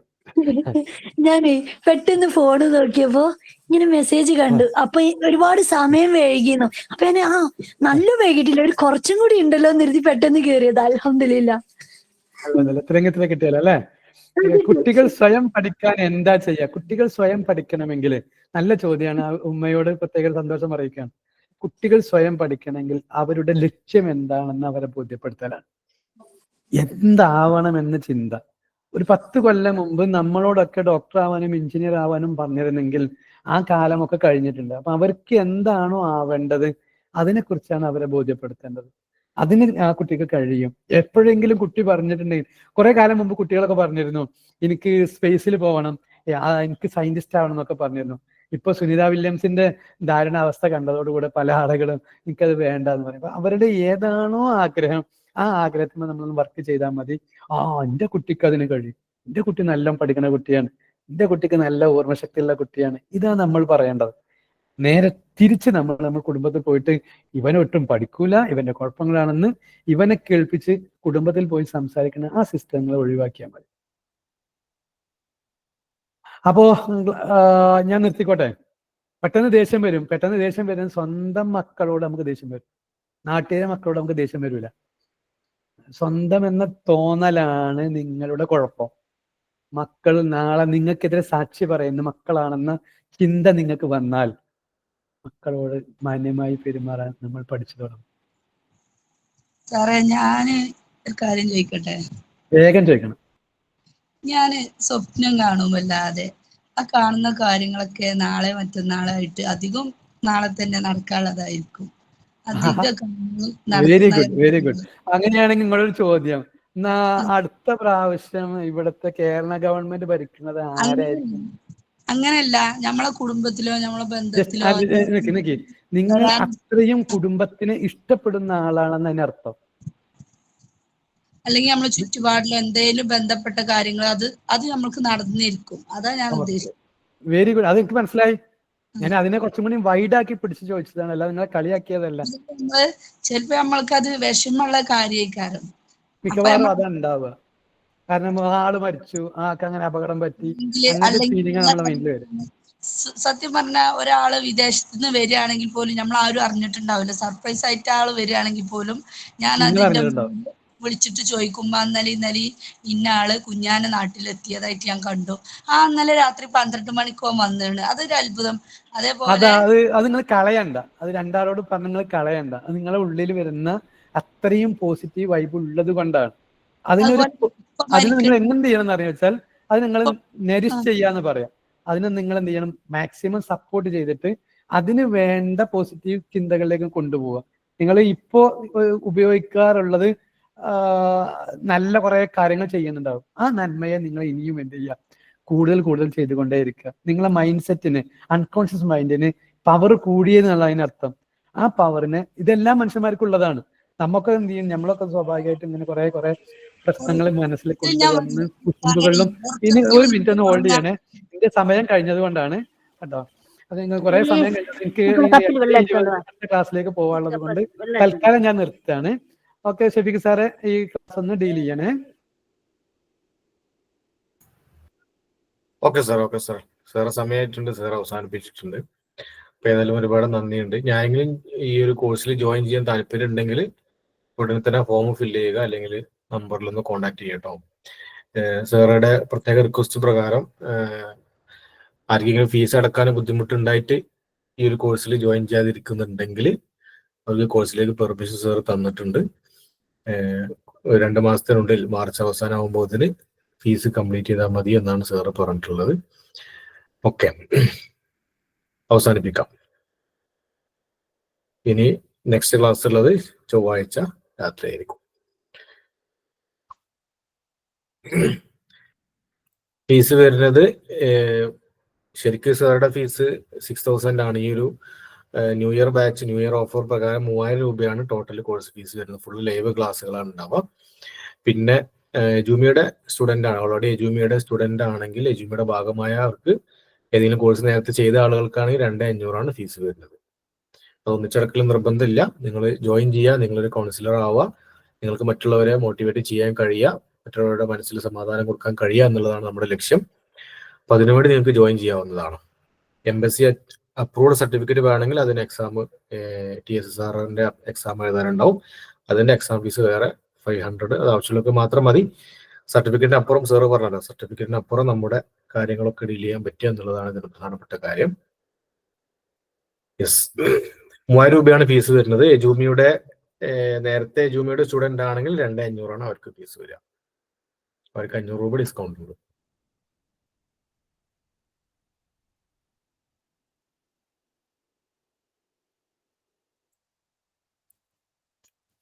ഞാനെങ്കിലും കോഴ്സിൽ ജോയിൻ ചെയ്യുന്ന ക്ലാസ് നമ്മൾ ഫ്രീ ആയിട്ടാണ്, ഓപ്പൺ ആയിട്ടാണ് കൊടുത്തത്.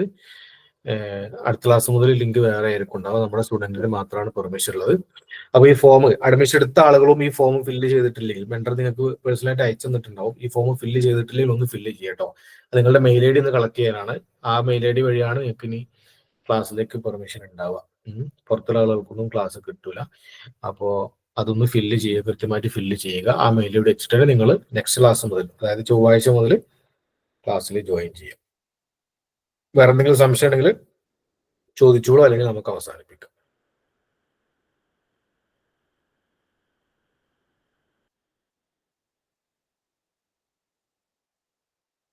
പിന്നെ സാറുടെ ടൈമിംഗ് എന്ന് പറഞ്ഞാൽ അത്രയും കൃത്യമായിരിക്കും. സാർ 7:15 എന്ന് പറഞ്ഞാൽ 7:15 സ്റ്റാർട്ട് ചെയ്യും, 8:15 എന്ന് പറഞ്ഞാൽ 8:15 അവസാനിപ്പിക്കും. അതാണ് സാറുടെ ഒരു ശൈലി.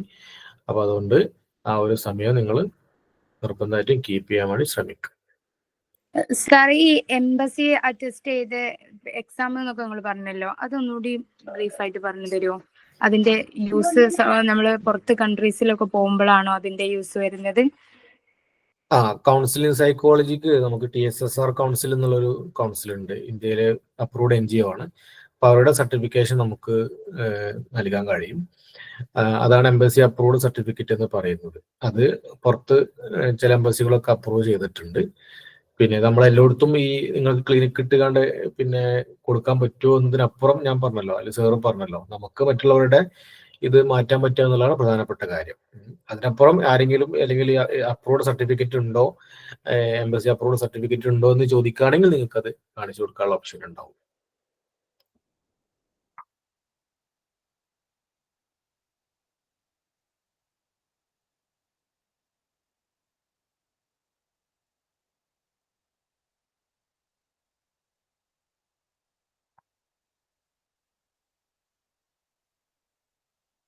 ഇതിന് നമുക്ക് എന്തെങ്കിലും സബ്ജക്ട് വൈസ് ആയിട്ടാണോ ഓരോ ക്ലാസ് ഉണ്ടാവുക? അതായത് ഈ സൈക്കോളജിക്ക് തന്നെ ഓരോ സബ്ജക്റ്റ് ഉണ്ടാവും?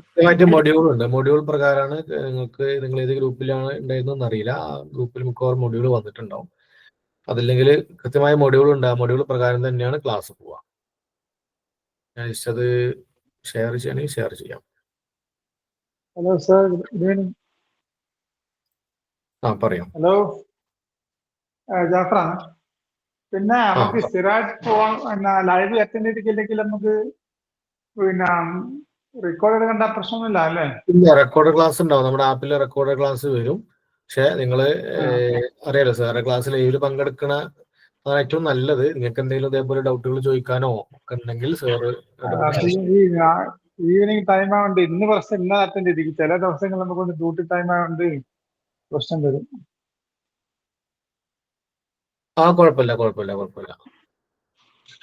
ഓക്കെ, എനിക്ക് ഫോം കിട്ടാം. നമ്മളെ ഫോം കൊടുക്കേണ്ട ആവശ്യമില്ല. നമ്മളെ നമ്പർ അവിടെ ഉള്ളതുകൊണ്ട്, ഇമെയിൽ അഡ്രസ് ഉള്ളതുകൊണ്ട്. എങ്ങനെയാ നമ്മള് ഫോം ഫില്ല് ചെയ്യേണ്ട ആവശ്യമുണ്ടോ? നമുക്ക് ഇമെയിൽ എല്ലാം അവിടെ ഓൾറെഡി ഉണ്ടല്ലോ. കുഴപ്പമില്ല. ഫോം ഫില്ല് ചെയ്യണം. ഫോം കിട്ടിയില്ലല്ലോ എന്നാല്. ഞാൻ ഇപ്പൊ ചാറ്റ് ബോക്സിൽ ഇട്ടിട്ടുണ്ട് ഫോം. ഹലോ, പറയൂ. നേരത്തെ സാറ് പറഞ്ഞിരുന്നല്ലോ, നമ്മളെ ഈ എക്സാം കഴിഞ്ഞിട്ട് ഒരു സെറമണി പോലെ, അതല്ലായിരുന്നോ സാർ ഉദ്ദേശിച്ചത്? നമ്മളെ സർട്ടിഫിക്കറ്റ് സെറമണി പോലെ. കോൺവക്കേഷൻ മിക്കവാറും ഏപ്രിൽ അല്ലെങ്കിൽ മെയ് മാസത്തിൽ വരുന്നുണ്ട്, ഈ വർഷത്തെ കോൺവക്കേഷൻ. അപ്പൊ അതിനു മുമ്പ് നിങ്ങളുടെ കോഴ്സ് തീർക്കും. എജുമയുടെ കോൺവക്കേഷൻ പറയുമ്പോൾ അതിൽ എജുമയുടെ എല്ലാ ബാച്ചിന്റെയും കോൺവക്കേഷൻ ഉണ്ടാവും. ഡിഗ്രി, അതുപോലെയുള്ള TTC, +2 NAS, ഇതേപോലെ ഡിപ്ലോമ കോഴ്സുകൾ ചെയ്ത എല്ലാവരുടെയും കോൺവക്കേഷൻ ഉണ്ടാവും. അഥവാ അന്ന് നമ്മൾ അവിടെ പ്രസന്റ് അല്ല, അഥവാ നമ്മൾ ഔട്ട് ഓഫ് കൺട്രി ആണെങ്കിൽ ആ സർട്ടിഫിക്കറ്റ് നമ്മൾ എങ്ങനെ സർട്ടിഫിക്കറ്റ് പിന്നെ പ്രശ്നം എജുമയുടെ സർട്ടിഫിക്കറ്റ് കുഴപ്പമില്ല. പിന്നെ നിങ്ങൾക്ക് അതിന് എക്സ്ട്രാ എമൗണ്ടുകളൊന്നും ഇല്ല. നിങ്ങൾ നാട്ടിലില്ലെങ്കിലും പോസ്റ്റ് വഴി അയച്ചു തരാൻ പറ്റും. ആ പോസ്റ്റൽ ചാർജ് മതിയാവും. TSSR ആണെങ്കിലും സർട്ടിഫിക്കറ്റ് നമുക്ക് അയച്ചു തരാൻ പറ്റും.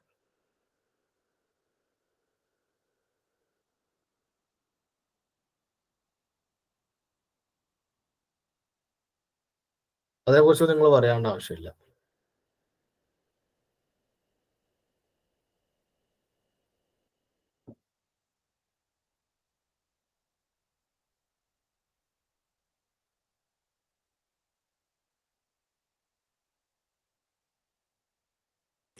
സാറിന്റെ ക്ലാസ് കേട്ടപ്പോ ഈ സർട്ടിഫിക്കറ്റിനേക്കാൾ ഇമ്പോർട്ടന്റ് നമ്മളെ സ്കില്ലാണെന്ന് പറഞ്ഞല്ലോ. അപ്പൊ നമ്മളെ സർട്ടിഫിക്കറ്റ് നമുക്ക് കയ്യിൽ കിട്ടുന്നതിന് മുന്നേ തന്നെ നമുക്ക് ഈ ക്ലാസിന്റെ കൂടെ തന്നെ നമുക്ക് അപ്പോ എന്തെങ്കിലും ചെയ്യണമെന്നുണ്ടെങ്കിൽ സ്റ്റാർട്ട് ചെയ്തൂടെ? ഐ മീൻ എന്തെങ്കിലും നിങ്ങൾക്ക് മനസ്സിലാവും. ക്ലാസ്സിൽ പങ്കെടുത്തു കഴിഞ്ഞാൽ മനസ്സിലാവും നമുക്ക് ഏത് രീതിയിലാണ് ചെയ്യാൻ പറ്റുക എന്നുള്ളതൊക്കെ. ഇപ്പൊ എക്സാമ്പിൾ ഒരു ഓൺലൈൻ ത്രൂ നമ്മളിപ്പോ ഒരു യൂട്യൂബ് തുടങ്ങി എന്തെങ്കിലും ഒരു മോട്ടിവേഷൻ ഒക്കെ സ്റ്റാർട്ട് ചെയ്താല് അത് കുഴപ്പമില്ല. നിങ്ങളുടെ സ്കില്ല് നിങ്ങളാണ് വർദ്ധിപ്പിക്കേണ്ടത്. എന്ത് രീതിയും ചെയ്യാൻ പറ്റും. അതിന് എന്ത് സപ്പോർട്ടും സാറ് ചെയ്തു തരും ചെയ്യും. നേരത്തെ ഹഫ്സത്ത് തോന്നുന്നുണ്ട് പറഞ്ഞ പോലെ നിങ്ങൾക്ക് എവിടെയും ചെയ്യാം. ഒരാളുടെ മൈൻഡ് നല്ല രീതിയിലാക്കാൻ പറ്റുകയെന്ന് പറഞ്ഞാൽ അതിന് പ്രത്യേകിച്ച് ആളുകളൊന്നും ചെയ്യില്ല.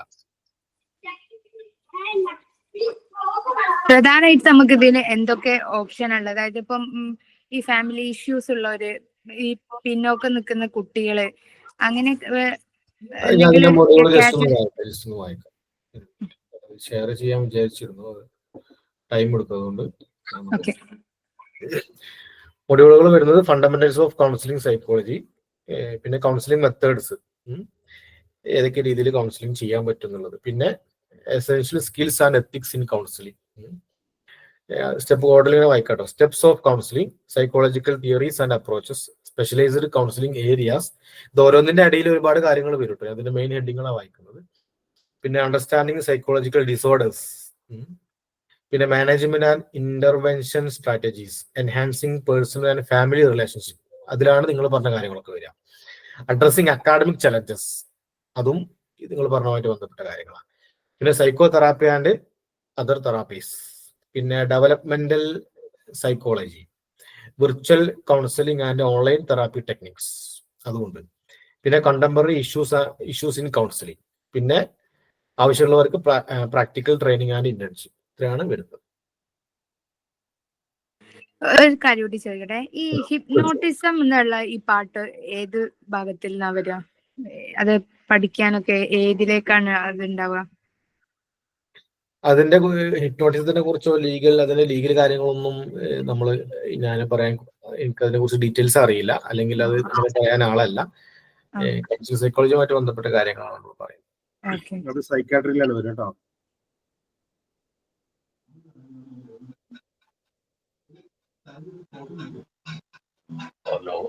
ഓക്കെ.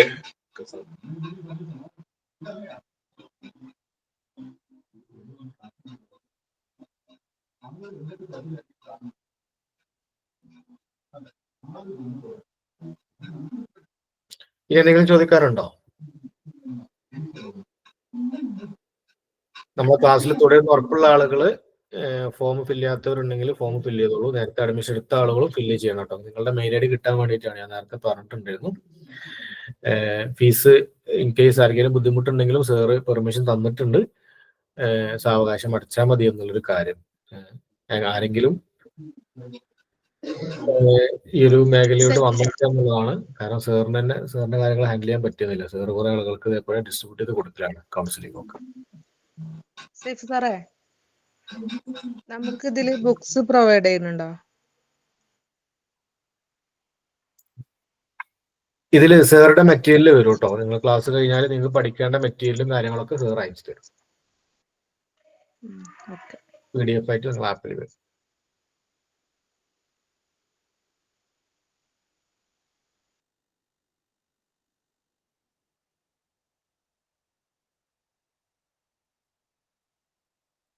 മറ്റെന്തെങ്കിലും സംശയങ്ങൾ ഉണ്ടെങ്കിൽ ചോദിച്ചോളൂ, അതല്ലെങ്കിൽ നമുക്ക് വൈൻഡപ്പ് ചെയ്യാം. ഷെയ്ഖ് സാർ വേറെ എന്തെങ്കിലും സംസാരിക്കാനുണ്ടോ? ഇനി മൻസൂർ സാർ. ഇല്ല സാർ, ഇല്ല. നേരത്തെ രാജു ടി എന്ന് പറഞ്ഞ ഐഡിയയിൽ കയറിയ ആളെന്തോ ചോദിക്കുന്നുണ്ട്, പക്ഷെ ഇവിടെ ഒന്നും കേട്ടിട്ടില്ലായിരുന്നു കേട്ടോ. അല്ല, ഞാൻ സാറേ ഞാൻ ചോദിക്കാൻ വേണ്ടി ശ്രമിച്ചതല്ല. ഞാൻ ഒരു മാഡം ചോദിച്ച മറ്റേ ഒരു ചോദ്യത്തിന്റെ ഗൗരവം മനസ്സിലാക്കി സാറ് മറുപടി പറഞ്ഞുകൊണ്ട് പിന്നെ ഞാൻ അത് കേട്ടോണ്ടിരുന്നതാണ്. ഹിപ്നോട്ടിസം എന്ന് പറയുന്ന പിന്നെ ക്ലിനിക്കൽ സൈക്കോളജിയുടെ പാർട്ടാണത്. അത് മനസ്സിലായി. സൈക്കോളജിയും സൈക്കാട്രിയും തമ്മിലുള്ള ഒരു ഡിഫറൻസ് വളരെ ഗൗരവമുള്ള ഒരു മേഖലയാണ് പറയാൻ വേണ്ടി മനസ്സിലായി. തുടങ്ങിയതാണ്. Okay. Shefi sir, Mansoor sir ആരെങ്കിലും ജോയിൻ ചെയ്തിട്ടുണ്ടോ നമ്മുടെ ഡയറക്ടേഴ്സ്?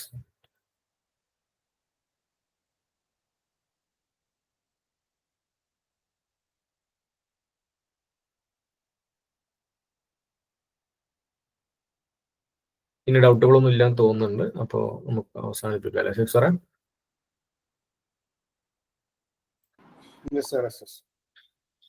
ഓക്കെ, അപ്പോൾ താങ്ക് യു.